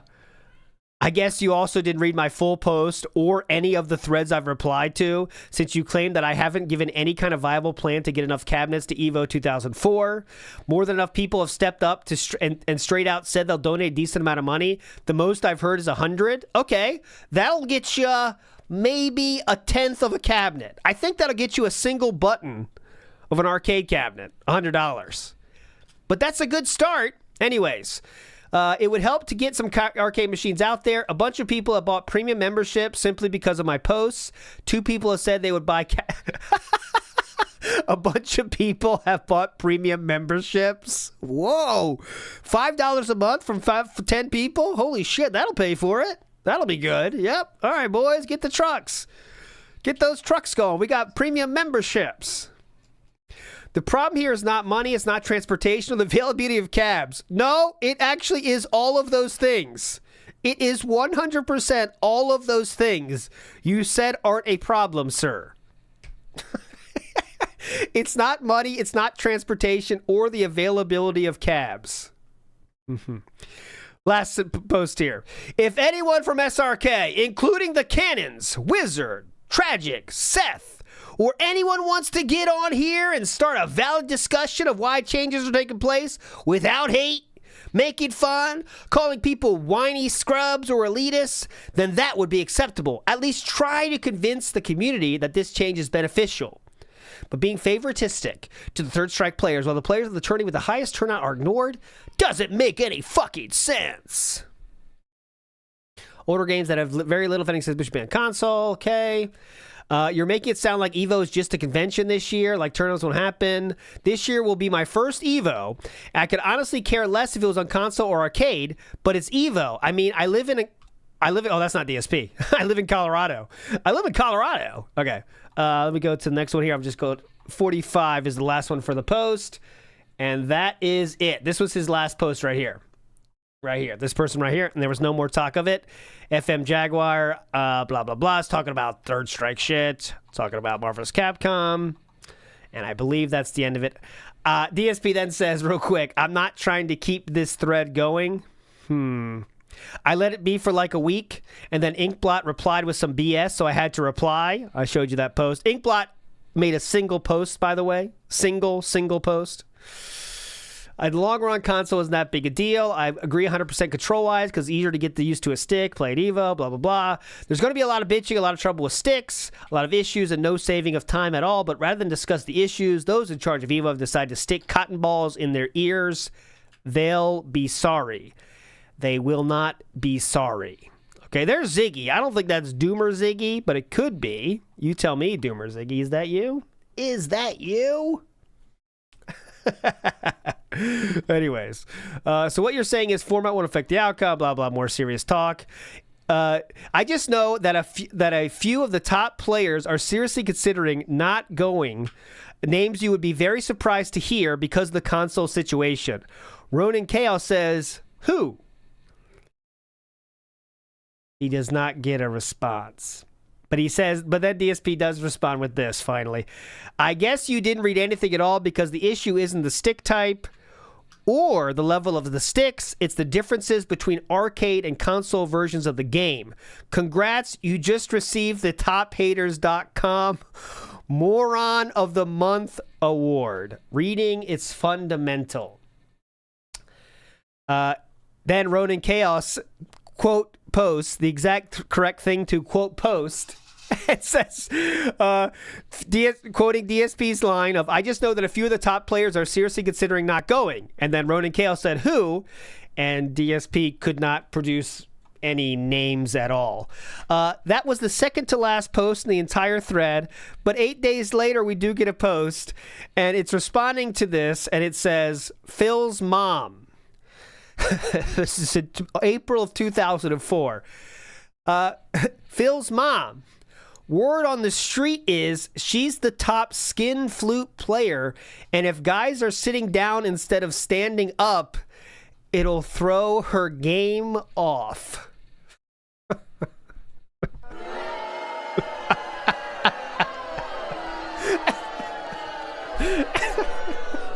Now, because of that final post, we had to stick with that thread. I was kind of like, all right, this is not that interesting. I could cut this thread early, but then I saw the ending. I was like, fuck, we got to get all the way there, don't we? That's my favorite burn of the week. Let's say there, the burn of the week.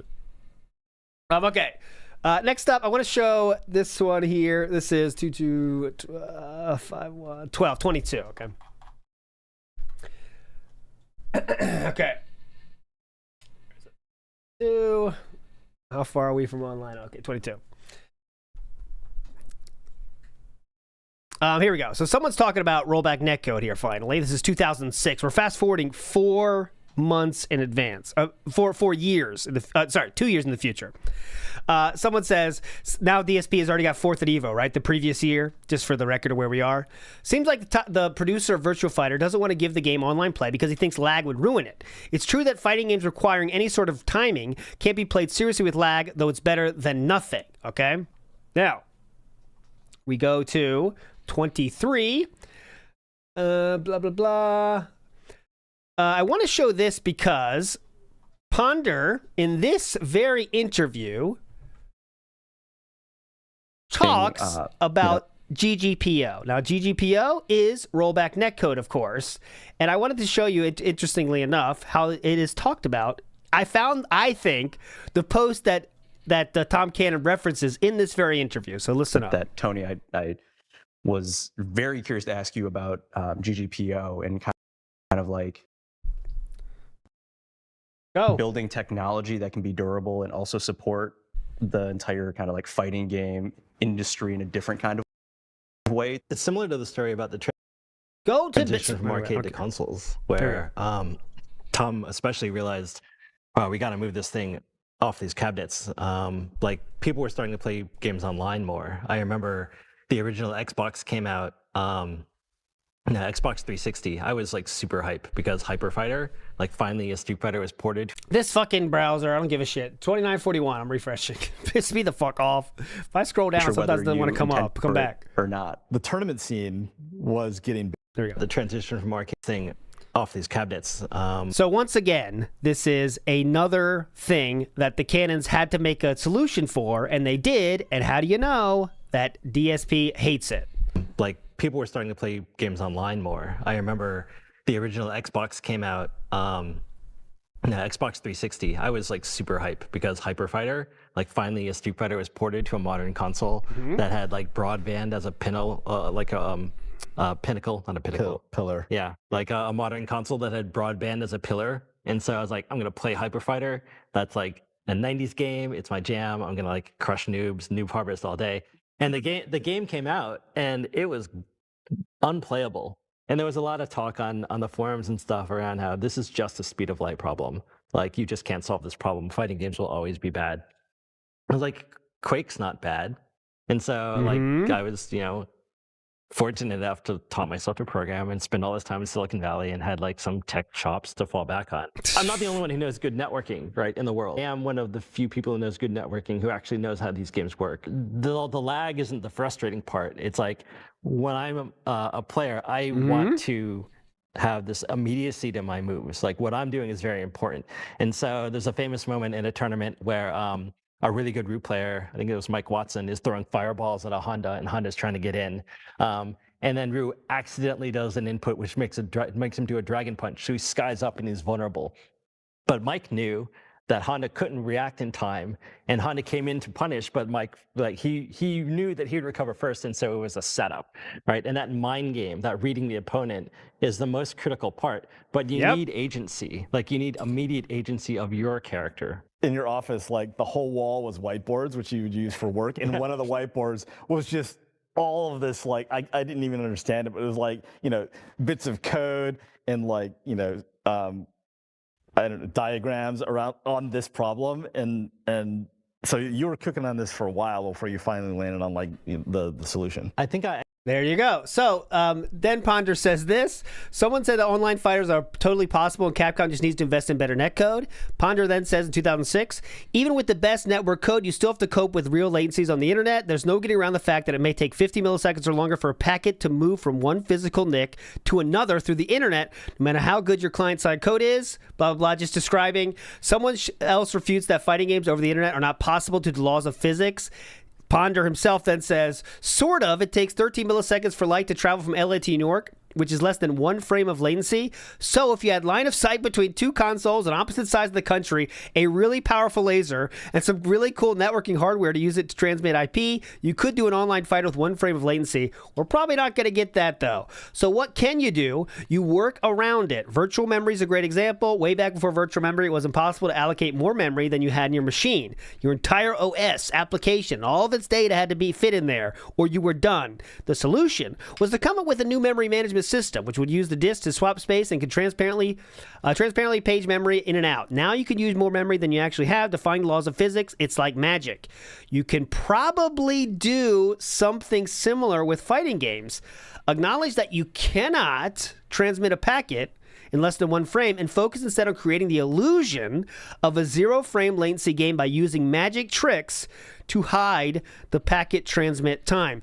If anyone solves this problem, it will be with good netcode to minimize the transmit latency and enough secret sauce to hide the latency that's inherent to transmitting packets over the internet.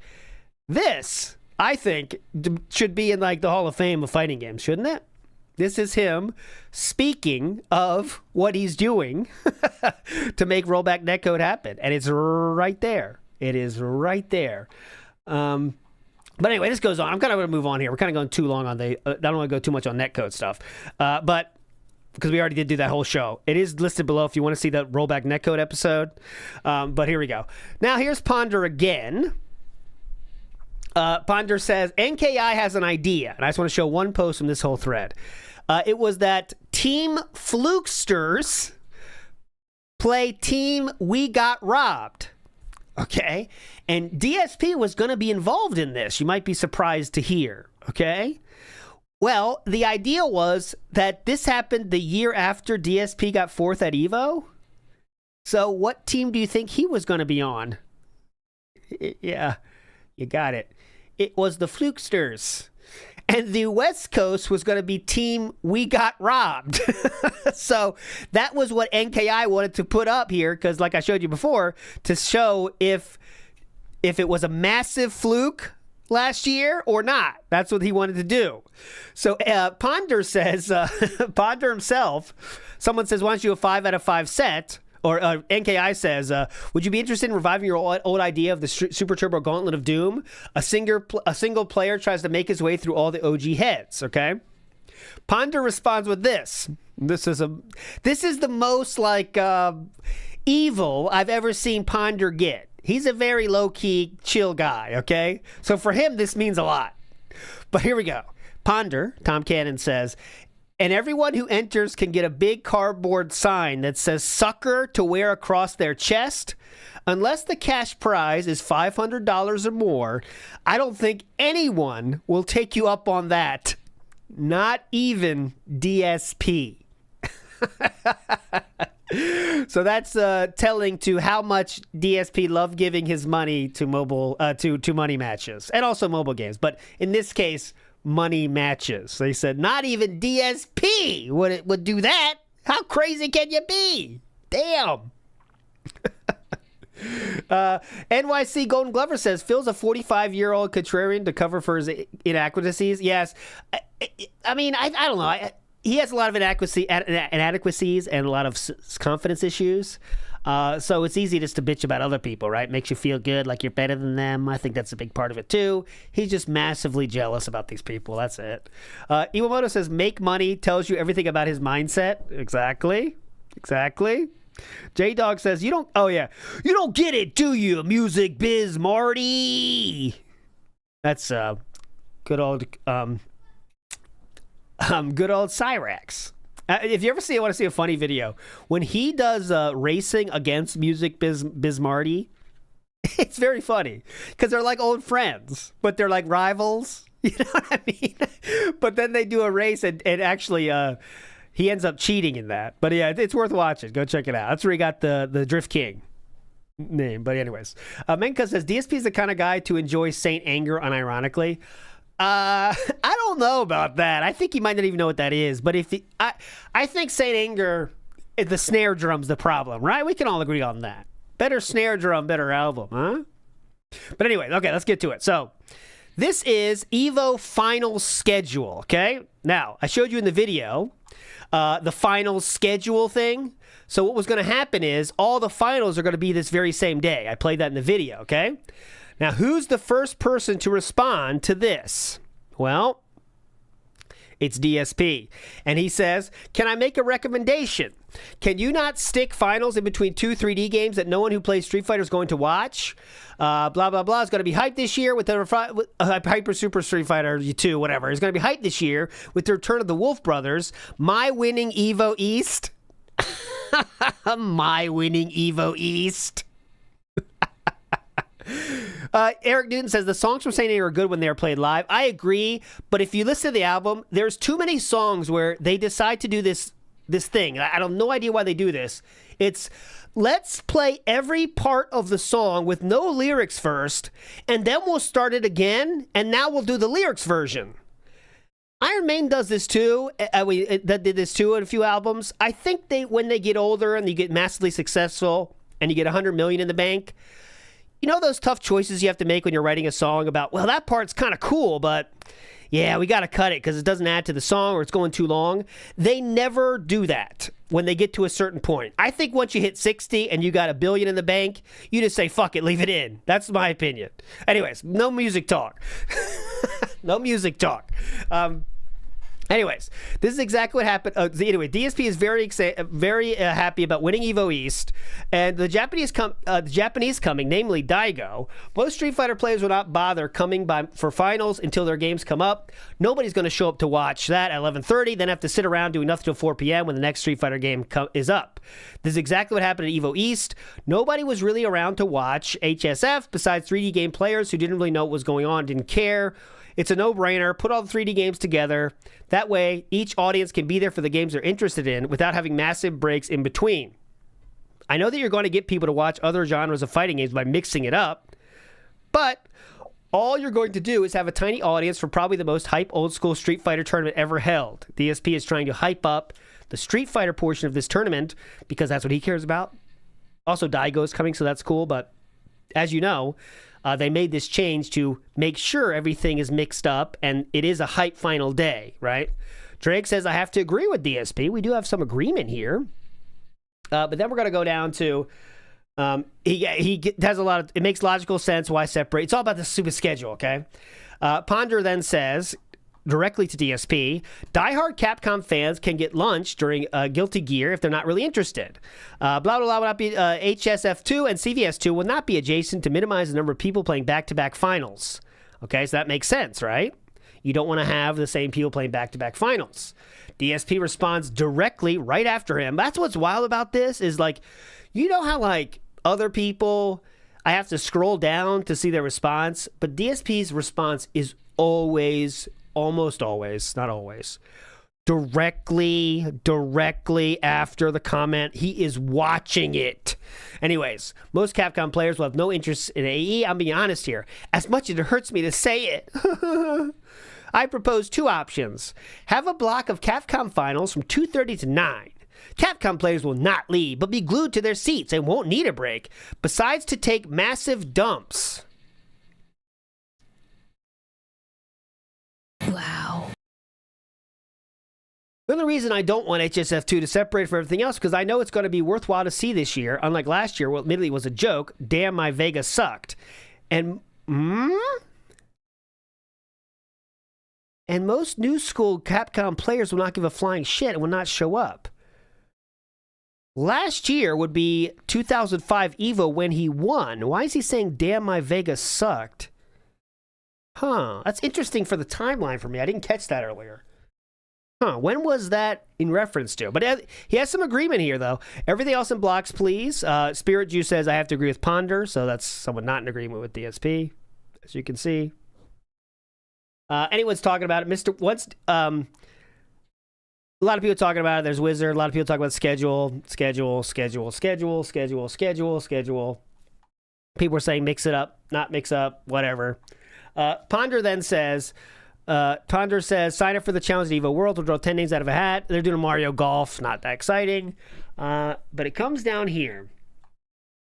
And we get to this. Okay. Question. You have pools and semis listed as starting at the same time. I don't know about everybody else, but I'm not showing up at 9 a.m. to watch AE pools get played out for 2 hours when I could be sleeping. I need to know what time to show up to actually play in my semifinal bracket. Oh, big up Ziggy, right on time. He was sent to 4th in a Vega versus Vega match. That's how he got 4th, actually, was Tokido beating him. So maybe Tokido was being Vega on that one.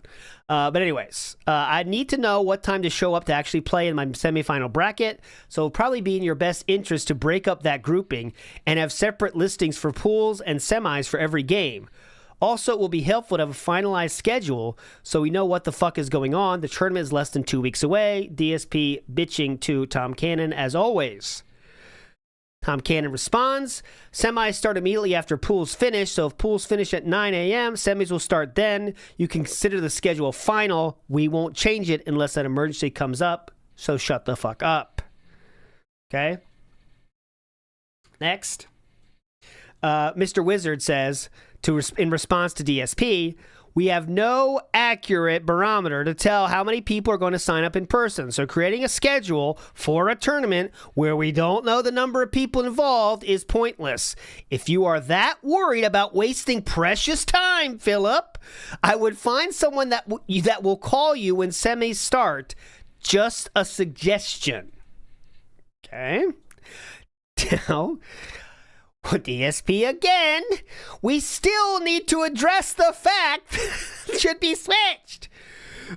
Please, before you finalize the schedule, consider these points and respond. Cry me a river. Schedule is final. I don't know who that was, sadly, but they're a legend, whoever did that.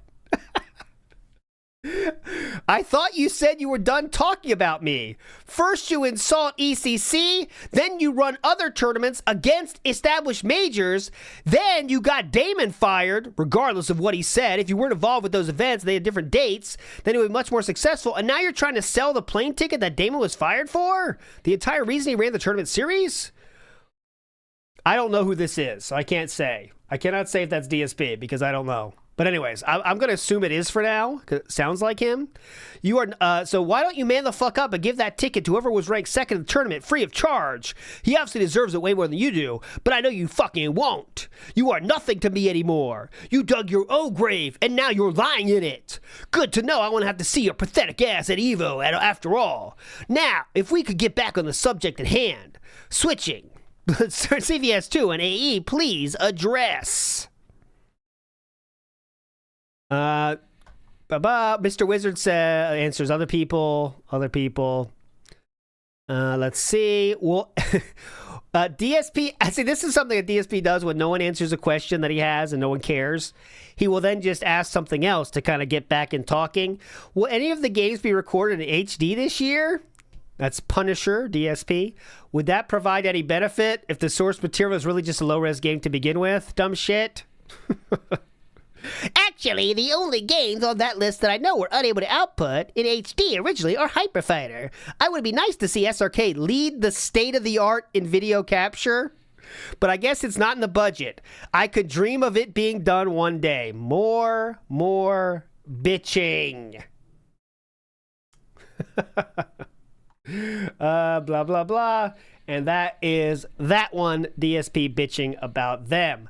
Now, we have to talk about this.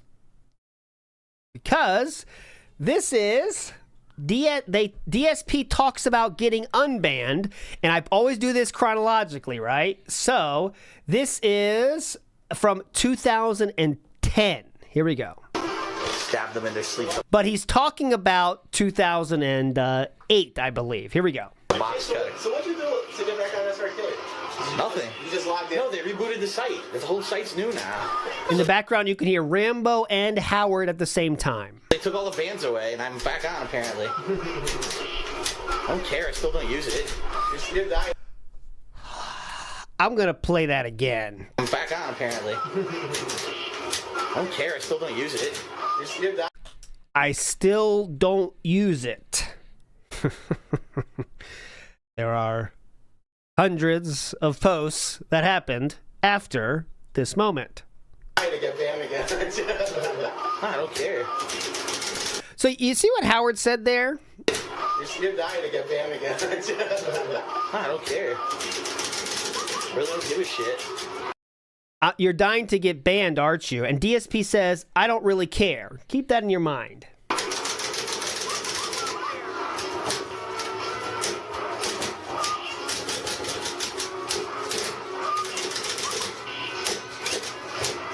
I was on the IRC the other day, and they were all in the room, and one of their cannons was in there. I was like, were you the one that coded the shitty GGPO or the one that banned me for calling it shitty? He goes, I'm the one that coded it. Did you get banned? No. Oh. He didn't do anything. He's like, I don't really hate you.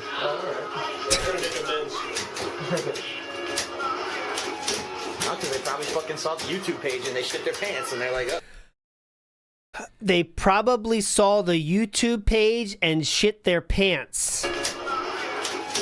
So I'm interested, really, Philip, this is a great time to tell Rambo and Howard about how behind the scenes the cannons admitted that it sucked.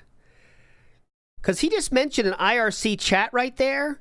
Wouldn't that be the place where, remember, Tom Cannon said it really did suck and they're just trying to sell it? I'm wondering why he's not sharing that story now, because it would have already happened by this point. It's a bit confusing. I'm not sure why he didn't bring that up, and why did he wait until almost 2018 to bring that up? That's 8 years later. What? Because they probably fucking saw the YouTube page and they shit their pants, and they're like, uh-oh. What happened to the YouTube page? No, I'm just saying, if I Twitter badmouth them on the YouTube page and be like, don't go to Evo, like, what would they do? You know, they'd have no random people there. That is the power DSP thought he held, okay? That is the power that DSP, at least himself, deluded himself into believing, okay? Is that he said they looked at the YouTube page, which, again, 55,000 subscribers, 59,000 subscribers. In 2010, those are big numbers, no doubt about it. But to think that would kill Evo? Come on, man. Come on, man. So, but remember DSP said, Rambo said, you're trying to get banned? And DSP said, no, I don't really care. This video was recorded in March of 2010. March of 2010. Well, I'd like to show you something else that DSP posted on March of 2010. Now, of course, I don't have the exact dates of this, but you can bet your ass it happened after the video you just saw was recorded, because DSP says this. On March of 2010, with a new account, he says, The King of Hate HD. I've been called fat. I'll hit a bell for all the ones that are correct. Okay, here we go. I've been called... I gotta find my bell. Where's the bell? Here? Yeah, here we go. I've been called fat. Ignorant. Stupid. It's too long. Scrub. Loud. Obnoxious. Disrespectful, belligerent, inciting, troll, asshole, worthless. But I've also been called entertaining by 60 million people. You be the judge. So what DSP is referencing here is the view count of his entire channel. Okay? So he has 60 million views. Okay? 60 million views, not 60 million people. So it's like, here we go. So it's like this. This is the amount. You can see by March 19th of 2010, he had 70 million views. DSP would call them, of course, something else. He says they're 60 billion people. Okay? So you be the judge. And he put his YouTube channel there. I'll be banned by the time you read this. So I just found that a little bit of a coincidence that who knows what could be the right after Howard told him, you were really dying to get banned, aren't you? DSP decides to try to get banned by posting this here. This is not the place to self-promote. They do have that place on the site. That was not it. He was trying to get banned, as you might expect. Okay? Next up, I want to go forward a little bit more in time to the this one I teased, so I have to play this. It is not relevant, but it's a single post, so I'll just show it to you. On October of 2011, DSP says the following: I think the problem with Skullgirls isn't the game or the gameplay. It's the art style. The cutesy-looking, all-female, anime-ish cast is only going to appeal to a small niche audience. Why can't we have a well-designed fighter with some meat on those bones? Instead of Arcana Gears, Guilty Gear, Blaze Blue, Skullgirls, non-ents. He wants the more meat, if you could, guys. So could you please, if you're going to make a new fighting game, could you please make some meat? We need more meat, okay? DSP wants meat. Please. Okay, next up. So remember, there will be some overlap here. There's going to be some rollback bitching, but I tried to make sure it was not all the clips we play for the rollback episode. So let's get to 2013 now. Still early days on YouTube. DSP is going to talk about the Cannon Brothers a bit here in this fight. All right. Let's do my old school. Tyrant Slaughter Area, which nobody picks.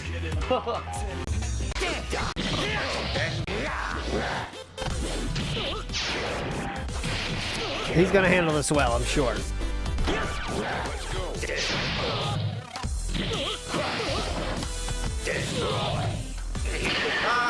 Completely dominated.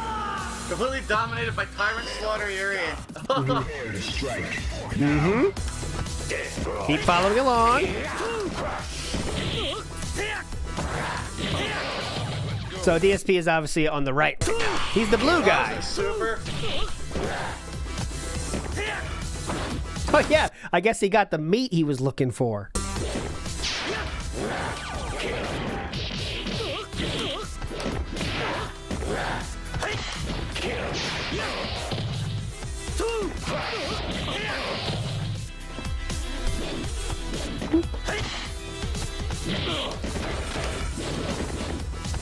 Well, the fireball didn't come out. It completely dropped my input. It completely dropped my medium punch. Got him. What? Dude, on my screen is showing him attacking. What the hell? So on my screen it showed him attacking? Got him. What? Dude, on my screen is showing him attacking. So obviously I'm not that into fighting games, but could someone out there want to do a replay on this one? Got him. What? Dude, I'm... Because what I see is he blocks in time, right? Like, okay, he's going to do it. He's going to do it. He's going to do it, and there's the block. What? Dude, on my screen is showing him attacking. What the hell? He's going to handle this well. That's why I fucking did the super. My screen has showed him attacking. I do it, and then the fucking move didn't come out. It took it back. Nice rollback. Final round. Nice rollback. Just wait. All right, DSP, you got this. What? I was holding back. It's gonna go through. Uh-oh. Why do this fucking super? Oh my god, dude, whatever. Fucking lame. I hate GGPO. It's awful. He's standing right in front of me. He's wide open. I do the super. Instead, he throws a fucking fireball. Fuck GGPO, man. Awful, dude. Awful. The guy was terrible, and he fucking beat me because the netcode is fucking shit. Fuck the stupid Cannon brothers and their shit-ass fucking netcode. I felt like I had to play that one today, didn't I? Contractually obligated. Apparently DSP is so good that he dominated that Yoon. Oh, wait. Phil got used to that Street Fighter 4 execution, hence getting Fireball instead of Super. Stay free, Phil. So glad you are uploading fighting games again, but Jesus. GGPO netcode is the best netcode for fighting games, in my opinion. La la la. GGPO showed him attacking, so I guess this must be different recorded footage. GGPO playing mind tricks, Kappa. Anyways. Haha, funny rage. Phil, calm down, dude. There we go. Someone said, just laugh, people. Just laugh, people. Just laugh, people. Phil is a huge scrub who can't take losses. Internet is fine, and he still cries. DSP says here in the comments, right? I try to play Street Fighter Third Strike now that my internet has been upgraded to 90 download, 30 upload. Unfortunately, because the game is using GGPO netcode, it makes almost no difference, and the matches experience massive input drops, rollback, and general nonsense. Enjoy this set of frustrating matchups, okay? So I have to show this one, okay? I have to show this one. I'm going to go back in time just a little bit, but it's important because there's a lot of back and forth about DSP's hatred for the Cannon brothers based on rollback netcode. It's an easy thing for DSP to hate on. It is a great excuse for his losses, is what I mean to say, okay? So again, we did go through this entire thread on the rollback netcode episode of the Dead Sea Scrolls with Talby there. So go check that out, please. Rollback netcode, I'll show it to you right here if you haven't seen it. It is this one, okay? But a few highlights that are more directed towards the cannons that I do have to show. So we're going to go to DSP's... not DSP, but people talking about DSP in this thread. Serlin, that's Dave Serlin, says, there has been no change to the input recognition of Ryu's Fireball and Ryu's Hurricane Kick. For the record, they are making a new game, Super Street Fighter 2 Turbo HD Remix, and they're really taking the fan input to make the game better, okay? So they're trying to ask for opinions, okay? This is what I think led to DSP getting banned, and the one he famously says, I got banned for this, and they said behind the scenes that we know it sucks, even though that somehow he's not bringing that up in these times. He saved it until 2020 to share, I guess. But anyways, there's been no change to the input recognition on Ryu's Fireball or on Ryu's Hurricane Kick. Those should be no easier or harder to do in Remix, Classic, or ST. King says, who is a king, that's what I thought, just DSP and company fucking up the motions and blaming it on the game. Correct. 93, Darkside Phil chimes in and says, first of all, go fuck yourself. I know how to do basic motions. Second, it might have to do with the faster speed. I just thought about it, and I'm not double tapping. I'm double tapping whatever button I'm using for the fireball. So maybe the game is recognizing the RH as a held button kind of deal? I'm not sure. But I do know that doing a low roundhouse cancel into fireball should be giving me hurricanes after the sweep. So something has changed. Is anyone getting similar results? I don't understand how this is even possible.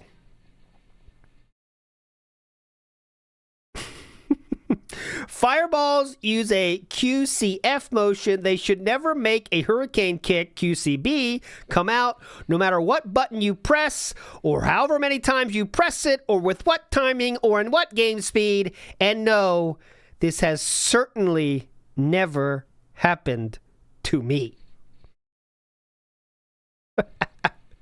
Someone then says, Phil, I'm actually having a much more proficient time executing what I want. Okay.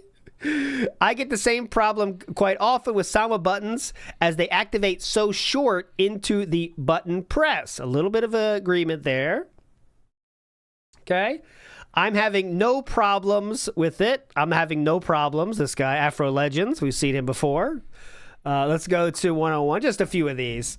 This guy responds, you must suck royally at execution if you're getting hurricane kicks from C roundhouse XX Hadouken attempts.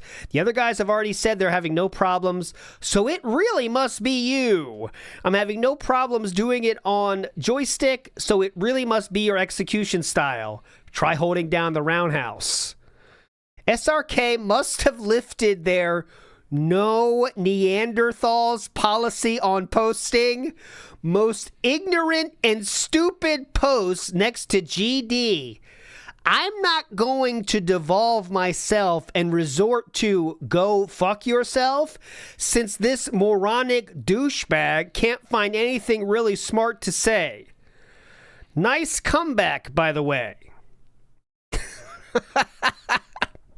This is 2008, before the internet hated him. Sikorsky says, no way DSP could articulate anything with those guys, with the Cannon brothers. Yeah, it's one of those cases where I say don't compare Justin Wong to DSP because they're different species.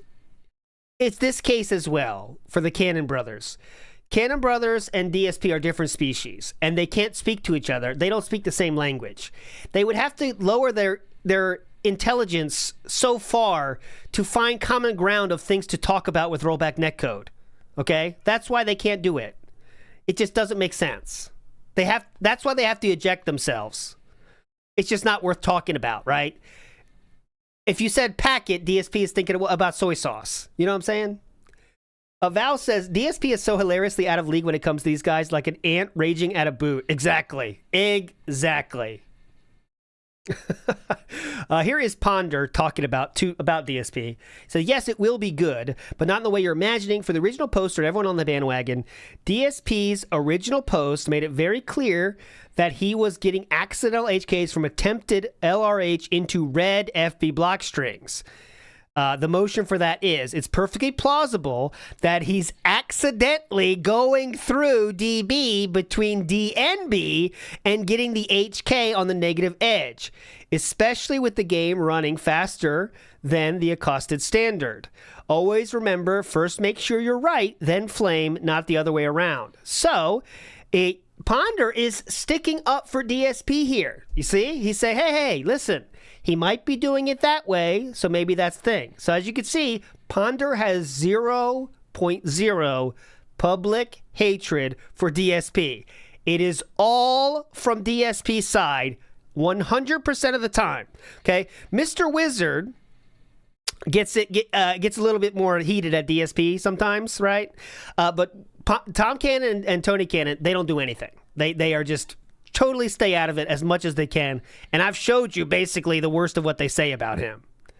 Okay, so this guy agrees. Of course, this King character is a great guy. So last time I checked, he can still hold down the roundhouse button until the duration of the input motions to not negative edge it. 2% increase in the US Turbo 3 is negligible. Oh my God, 102%, we're so doomed. He sounds noobish to me. Waits for ignorant douchebag. I'm a console super turbo champ. You're not. Lames. Response from DSP. Wow, I thought the fireworks ended with the 4th of July. I'm kind of doubting DSP will care. Oh, yeah, I like the ... Because who responds? Well, DSP. I just love it when scrubs who can't beat the guy who lives on the corner think they know better than seasoned players. I'm betting that it's a speed issue for me and nothing more, which will be fixed. But give someone an inch and they'll take a mile. It's just part of the game, I guess. I just wanted to bring up an issue I'm having just in case anyone else is having it. If not, I guess it's just me and that's fine. If you think you know better than me, then step up like a man and challenge me to a game. If not, go away. This is a beta test, and we're all trying to get the issues out as much as possible. We don't need Joe Nobody trying to shit on established players because he thinks this is finally his chance. That's not what this thread or the STHD beta is about. We're trying to flesh out bugs and or differences from Arcade ST that might cause problems in the future. If you're not down with that, you're not needed. Thanks. Who's bitching at our king? He's bitching at our king. A few more. I love this one. This guy says just laughing. Okay, laughing. Phil just likes to blame random shit on not him. I mean, I suck at everything, but at least I don't blame the games for doing it, unlike a pretty good player like him. Uh-huh. Yeah. I understand what you're saying. Okay, 187 here. 3 more posts, and we'll get out of here. I did show this whole thread at different. I did show this whole thread in that other video. So if you want to see more of this one, this is literally about it. But I got to show this highlight. So, here we go. This is the first game where I've ever even heard the term rollback, as in the game takes back things happening on your screen. I'm sorry, but that just makes zero sense to me. Yeah, that's clear.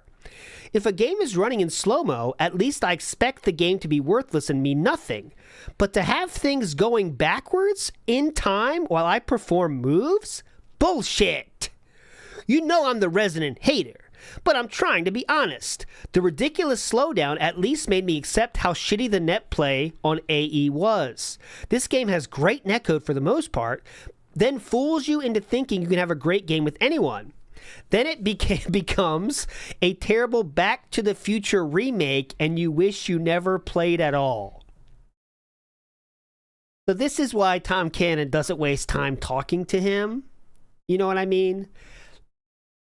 Like, he thinks rollback means like, yeah, exactly, Ashton. So when you win a game, they're going to say, actually, nope, let's roll back to 2 minutes previous and we'll do it again. He never understood it. He never tried to understand it. This exact argument is what he still has to this day, basically. He adds more bullshit later, which is the randomness thing and stuff, you know, like it's like rolling dice or whatever. Remember that part of it? Bruce says, man, what the fuck are you talking about? The first game you ever seen it in? Seriously? Did you never play Diablo 2, Counter-Strike, or like any game online ever? Because in every one, when the game lags up, shit goes back in time. It's just the way the netcode works. Fighting games have just been late with using this type of netcode for whatever reason, but overall, even with the rollbacks, it's much better. FM Jaguar agrees. Okay. DSP then says, are you retarded? We're talking about fighting games, not old PC games. Dumb shit. FPS games have been doing rollback for ages. Or to be even more specific, current FPS games do delayed action instead. Okay, so now he's done some research. This works in many types of games because you don't need pinpoint accurate execution. In fighting games, you do. I personally dislike rollback because it cheats good players. Yeah, definitely. It cheats good players. You could do a perfect reversal, see it hit on the screen, and then 1 second later be down 50% life for no apparent reason. All the while, it's unbeknownst to you until it happens. At least with the massive lags of previous SF games online, you knew when you had a shitty connection and the game wasn't going to mean shit. Why is that the positive thing? Why is that the thing you want? There's a big problem with fighting games online in that you need to have, you know, quick reaction times, right? So you could do this, or you can have it go in slow motion, have a shit game. Why would you want to go through that game then? Now it's almost impossible to tell when you are fucked until you actually get fucked. The entire game might be perfect to that one moment that makes or breaks the match. GGPO always uses the same code. That's not true, which is why when everyone else was applauding it, I was just like, give me a break. How can people take GGPO seriously when every time there's a clutch situation, the inputs drop and you can't get that reversal super combo that is needed? That really can't It's funny. It's funny he says those moments, isn't it? Because those are the most important moments in a fighting game. When you need to make that move to save yourself. When you need to make that final hit. But he always fucks those up. So who's to blame? Well, there's rollback netcode right there. Like GGPO knows the moment in the game and then it decides to fuck up. Oh, wait, this is the final hit. Let me make sure this one fucks up. He thinks GGPO is like AI bot or something. You know what I mean? Like it's thinking about things. Oh, this is the last match. Okay, cool. Yeah, those are the most stressful moments too. Yeah, that's true. It is extremely difficult to get perfect reversals on both GGPO and Super Turbo HD because so many inputs are dropped. At least in Super Turbo HD, however, some motions are being relaxed, which helps to relieve this issue. Still, we seem a long ways off from perfecting net play for fighting games. And last one, and we'll stop it. GGPO and SDHD use the same basic principles that 3D games have been using for over a decade. Rollbacks and rubber banding are very common in those games. The only reason you don't notice it much in those is that they use interpolation to smooth things over, which is much easier to do with 3D than 2D sprites. There is nothing novel at a high level about how GGPO and SDHD works. It's just relatively new for 2D games. It's been in use for other games forever. Okay? So there we go. This whole thread is amazing. Go check out the post. It's definitely in the description. I put it there already, all right? Moving on to more modern times. This is 2014, and DSP did a memorial service for someone, a very famously monetized memorial service. But during that, he brings up somebody you may know. Get ready. Fighter, who knows, but there you go. Now this is a cool shot. I'm going to give a few seconds here, and I'm going to ask anyone in the stream chat right now, do you recognize who that person to the left of T is? I will give you a cookie if you could tell me the name of the person standing to the left of T, because he is extremely well known in the Street Fighter community. Mm-hmm. Extremely well known. Sounds like you like him. Anyone can guess.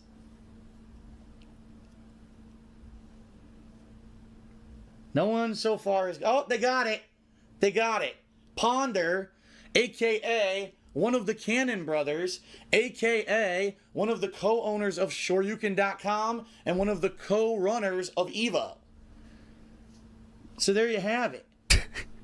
I mean, if that's not evidence that, you know, those guys were around back then and they were, you know, before there was an SRK. This was before there was an SRK.com. This was before there was an EVO. So it doesn't really seem like they're doing this for money then, huh? Doesn't seem like they were just born with a silver spoon in their mouth to give them a tournament that will go international in 10 years after this moment?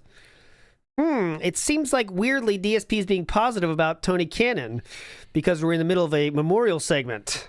They were traveling to the country playing Street Fighter. It was a grassroots movement. Uh-huh.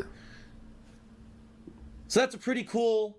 Pretty cool, huh? Why will we turn to talking shit about him later, though, I wonder? Showing of kind of a semi-empty arcade. Now, the reason that this arcade is so empty is because they were actually allowed in early because they were helping to set up. Because Scott was friends with Jason Wilson. You were allowed to go in early as long as you helped set up the tournament, and that's why the arcade is fairly empty. These players are probably testing the controls. Thank you, Philip. Oh, his expert knowledge is always needed. These people are probably testing the controls. Anyways, okay. Okay, Street Fighter 5 we arrive at. Okay, so 2015 we fast forward to. That was 2014. We go to 2015. I want to show you this one. DSP says, got my first multiplayer match in Street Fighter 5. It was jumpy, just like games that use GGPO netcode. Sucked. I was using Nash and had no ID. What the fuck I was doing, LOL. Okay, someone says Project 7 in response. I guess you lost, otherwise you wouldn't be making excuses so hard, someone says. DSP then says, hate to say it, but the rollback netcode is just as bad as I feared. Choppy animations leading to mashing because you can't tell what the fuck is going on.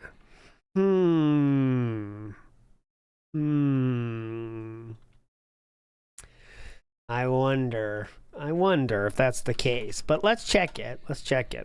Brackman says, leave it to Phil to hyperfixate on the schedule and wasting time only to be an empty seat in the stream of actually living a real fulfilling life. Oh yeah, oh my God.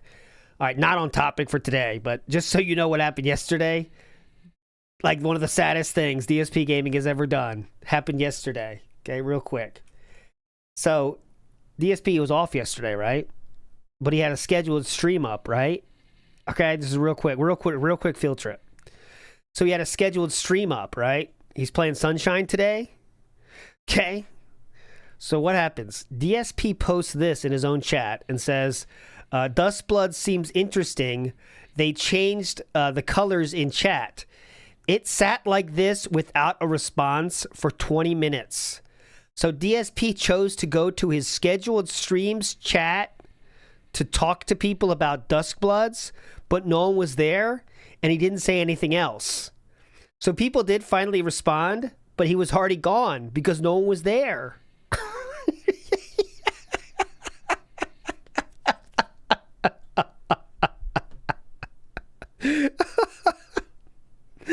Oh, he's pretty busy, though. I mean, that's for sure. He's busy enough to give he wanted to give his thoughts on Dustbloods for anyone that was listening, but why? Like, isn't that what Twitter is for, sir? You do have Twitter, don't you? Don't you have Twitter? It's, who's the picture? It is, Dark Lady Goth. Definitely, that's confirmed Goth. And, BLT Soft. I don't know who that is, but yes. Definitely a real goth person, Dark Lady Goth, and them. Okay. Okay. Now, of course, as you might expect, DSP has to talk about Street Fighter V when it came out.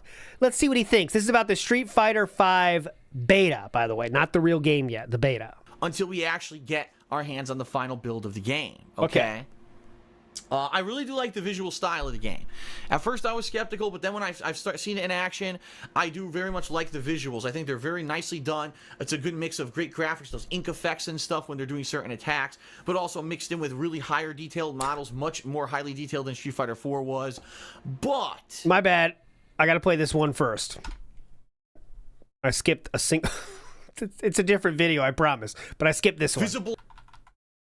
It was a lot of fun learning those characters, some cool combos, strategies. It was really fun, but at the same time, I'll be honest, I was frustrated with the fucking netcode because the game drops a ton of frames, whether it's dropping your inputs so your moves just don't come out, or dropping your block input so you stop blocking out of nowhere, or actual visible jumping around of the graphics because the netcode is called Rollback netcode, which is supposed to avoid showing the game slow down and look laggy. Instead, it jumps around everywhere, which is just as bad. So it's no better than any other online fighting game that I've ever played before. It's just as laggy as the others. It's just a different kind of lag. Okay, let's get into here. My one major concern about this game, and it has to be stated, the online play, not the matchmaking, because yeah, the matchmaking's been an issue, but it seems like when they actually fix the issue with the matchmaking, it seems to work fine. Okay. The frame drops are out of control in some of these matches. Now, keep in mind, I don't know if it was because I was playing people worldwide or whatever it was during certain matches, but I've had, just in the beta, some of the matches I've had, massive frame drop, the graphics chug along, skipping frames like crazy, and input drops as well. And this is 100% accurate. I'm going to tell you a story. Okay, please. Back when GGPO netcode was first created. You ready for the story? In what was it, the early to mid 90s, the Cannon brothers, the guys who were behind SRK and Evo and all of that. You notice a difference in how he mentioned their names right there? He's already adding like some hatred in here now. The Cannon brothers, so don't get me started on these guys. the early to mid 90s, the Cannon brothers, the guys who were behind SRK and Evo and all of that, one of them wrote the code for GGPO. Yes. And he really wanted to get the net code out there, and he wanted to sell it to Capcom so Capcom would put it into their games. So they had threads on shoryuken.com about it, and I started playing games that had GGPO netcode. In particular, they had Super Street Fighter 2 Turbo and a few other games you could play over emulators over the internet using GGPO netcode. Okay? Yeah, that's fun. That's fun. And the majority of people had this wool pulled over their eyes where they thought it was like the best thing ever lag-free, and it wasn't. I actually had definitive proof where it would drop frames of animation, it would drop inputs, it would have... His definitive proof, by the way, was saying it, okay? That's the definitive proof, just saying it happened. So that's pretty fun. So I have definitive proof. There's a dinosaur outside my window right now. I have definitive proof there is a dinosaur outside my window. I'm looking at it right now. Definitive proof. Pretty easy, right? Pretty fun. Rollback, right? The holy trinity of bullshit when it comes to fighting game gameplay. Dropped inputs, dropped frames, and rollback, okay? And everyone seemed to be kissing GGPO's ass on shoryuken.com. And they still do to this day, not only on SRK, but everywhere in the fighting game community, because it is the best option he has. And I posted up and I said, but I don't understand. When I play Super Street Fighter 2 Turbo, a lot of the times I'll be in a combo and my input just won't come out. And my whole combo's dropped. Now the opponent has a free opening and does a combo because I'm expecting my input to come out and the combo to continue. I'm not holding block or whatever, right? The opponent just mashes out or does something and blows through my move now because my combo dropped. Same thing with dropped frames. If dropped frames happen, you can't... That's the only reason that happens? See every frame of animation. You can't react to what's going on in the game, and someone could get cheap hits or continue a rush down or whatever because you can't react because you cannot see every active frame of when you have an opening to do something. And of course, rollback, I think everyone knows how bad rollback is, where it shows something actually... No, they don't. Happening in the game, it takes it away. So it actually show health disappear, then it reappears. And yeah, so DSP is also, big ups Marlon for this. Capcom made their own rollback. It had one-sided lag. The FGC fixed it on PC so people just stopped playing crossplay and had a better experience. Yeah, so there's not, he's using like rollback is the exact same thing. Like rollback is what the Cannon brothers did, but Capcom made their own rollback and it was a little different. But he's saying they're all the same thing here, but there is differences, and some are better than others, right? But anyways, it was the best option specifically back then, for sure. It's garbage, and it does not belong. That's the worst fucking thing ever. And I posted up on shoryuken.com, and I said, how are you guys all kissing GGPO's ass? Like, how do you not realize this is in it? Like, every time I play, I experience it. DSP, I'm not going through this rollback shit again, but DSP has the understanding of a toddler, right? How... this thing's not perfect, therefore it sucks. Not being willing to take the step of, okay, it's not perfect, but yet is the best option we have available to us, so we should accept it. But no, DSP has to be the contrarian. Well, everyone's saying the Cannon brothers are awesome, but this actually does suck. Look at this negative thing that happens. Okay, well, let's think about the alternatives, Philip. Is there any alternatives that are better than this? No. So I think we should stick with this, but DSP can't do that. Not to say that I had the best internet in the country, but my internet wasn't bad. I still had cable internet and everything back then. And 90 up, 30 down. 90 down, 30 up, he said in his own video. I was like, I don't understand. And I got banned from shoryuken.com. And when I questioned shoryuken.com staff about this, all right, my answer was plain and simple. They said, we're not going to publicly say this, Phil. Okay, so actually the fun began in 2015 with this lie. Because... interesting, what did he say to Howard about this? Right? I'm confused because at that time it was a friend, Howard asked about this. He didn't say the same thing. What did he say here? Let me see. What did he say to Howard when asked about this in 2010? Stabbed them in their sleep with a box cutter. So what'd you do to get back on SRK? Nothing. You just logged in? No, they rebooted the site. The whole site's new now. So they took all the bans away, and I'm back on, apparently. I don't care. I still don't use it. You're dying to get banned again. I don't care. In the room. I was on the IRC the other day, and they were all in the room. And one of their cannons was in there. I was like, were you the one that coded the shitty GGPO or the one that banned me for calling it shitty? So you see there, the story is different. He says one of the canons was in the IRC chat room, and he said, "Are you the one that banned me for calling out GGPO, or are you the one that coded the shitty GGPO?" So I'm wondering why he didn't say the other part of the story here. I'm the one that coded it. Did you get banned? No. Oh. He didn't do anything. He's like, I don't really hate you. Alright. I'm trying to make amends. So why didn't the story come out then? Seems like a perfect time. This is before YouTube or whatever, where I had a voice to be honest and speak the truth like this. I publicly say this, Phil. Of course, this is before YouTube or whatever, where I had a voice to be honest and speak the truth like this. And I was told, well, we know that GGPO netcode drops inputs frequently, drops frames of animation frequently, and has rollback, and that's bad, but we're trying to sell the code, and since we're trying to make a buck, we don't want anyone to know that there's actually problems with it, and since everyone else on Shoryuken is so dumb that they're kissing our ass, we're banning you from the website. If you believe a single word of that statement, you might be a DSP fan. This is like, what? First of all, from what I've seen of the Cannon brothers, they don't even have the capability to say something like that. If that was true, which it's not, but if it was true, yeah, Phil, we're trying to make a buck. If they were trying to do that, they would not say that. You know what I mean? How dumb can you be? Why would you say that online? Yeah, we're trying to sell it, but we know it sucks. Don't tell anybody. Pinky swear? Right. He is 33 in this picture. And since everyone, but we're drops input and speak the truth like this. And I was told, well, we know that GGPO netcode drops inputs frequently, drops frames of animation frequently, and has rollback, and that's bad. But we're trying to sell the code, and since we're trying to make a buck, we don't want anyone to know that there's actually problems with it. And since everyone else on Shoryuken is so dumb that they're kissing our ass, we're banning you from the website. The Cannons have done a lot of good stuff, okay? And a lot of people like them for those things they've done, right? But if it sucked, people would say it sucked.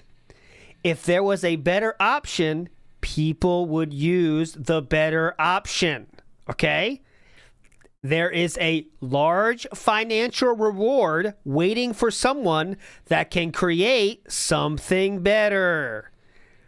But they can only improve on what GGPO started. And that's actually where I left it with them. Yeah, GGPO is also open source. Yeah. I never really actively went back and tried to be a part of the Shoryuken.com community after that, because I was like, these guys are out to make a buck. They're not out to actually provide a quality product. They're not out for the good looking for the gamers. Yep.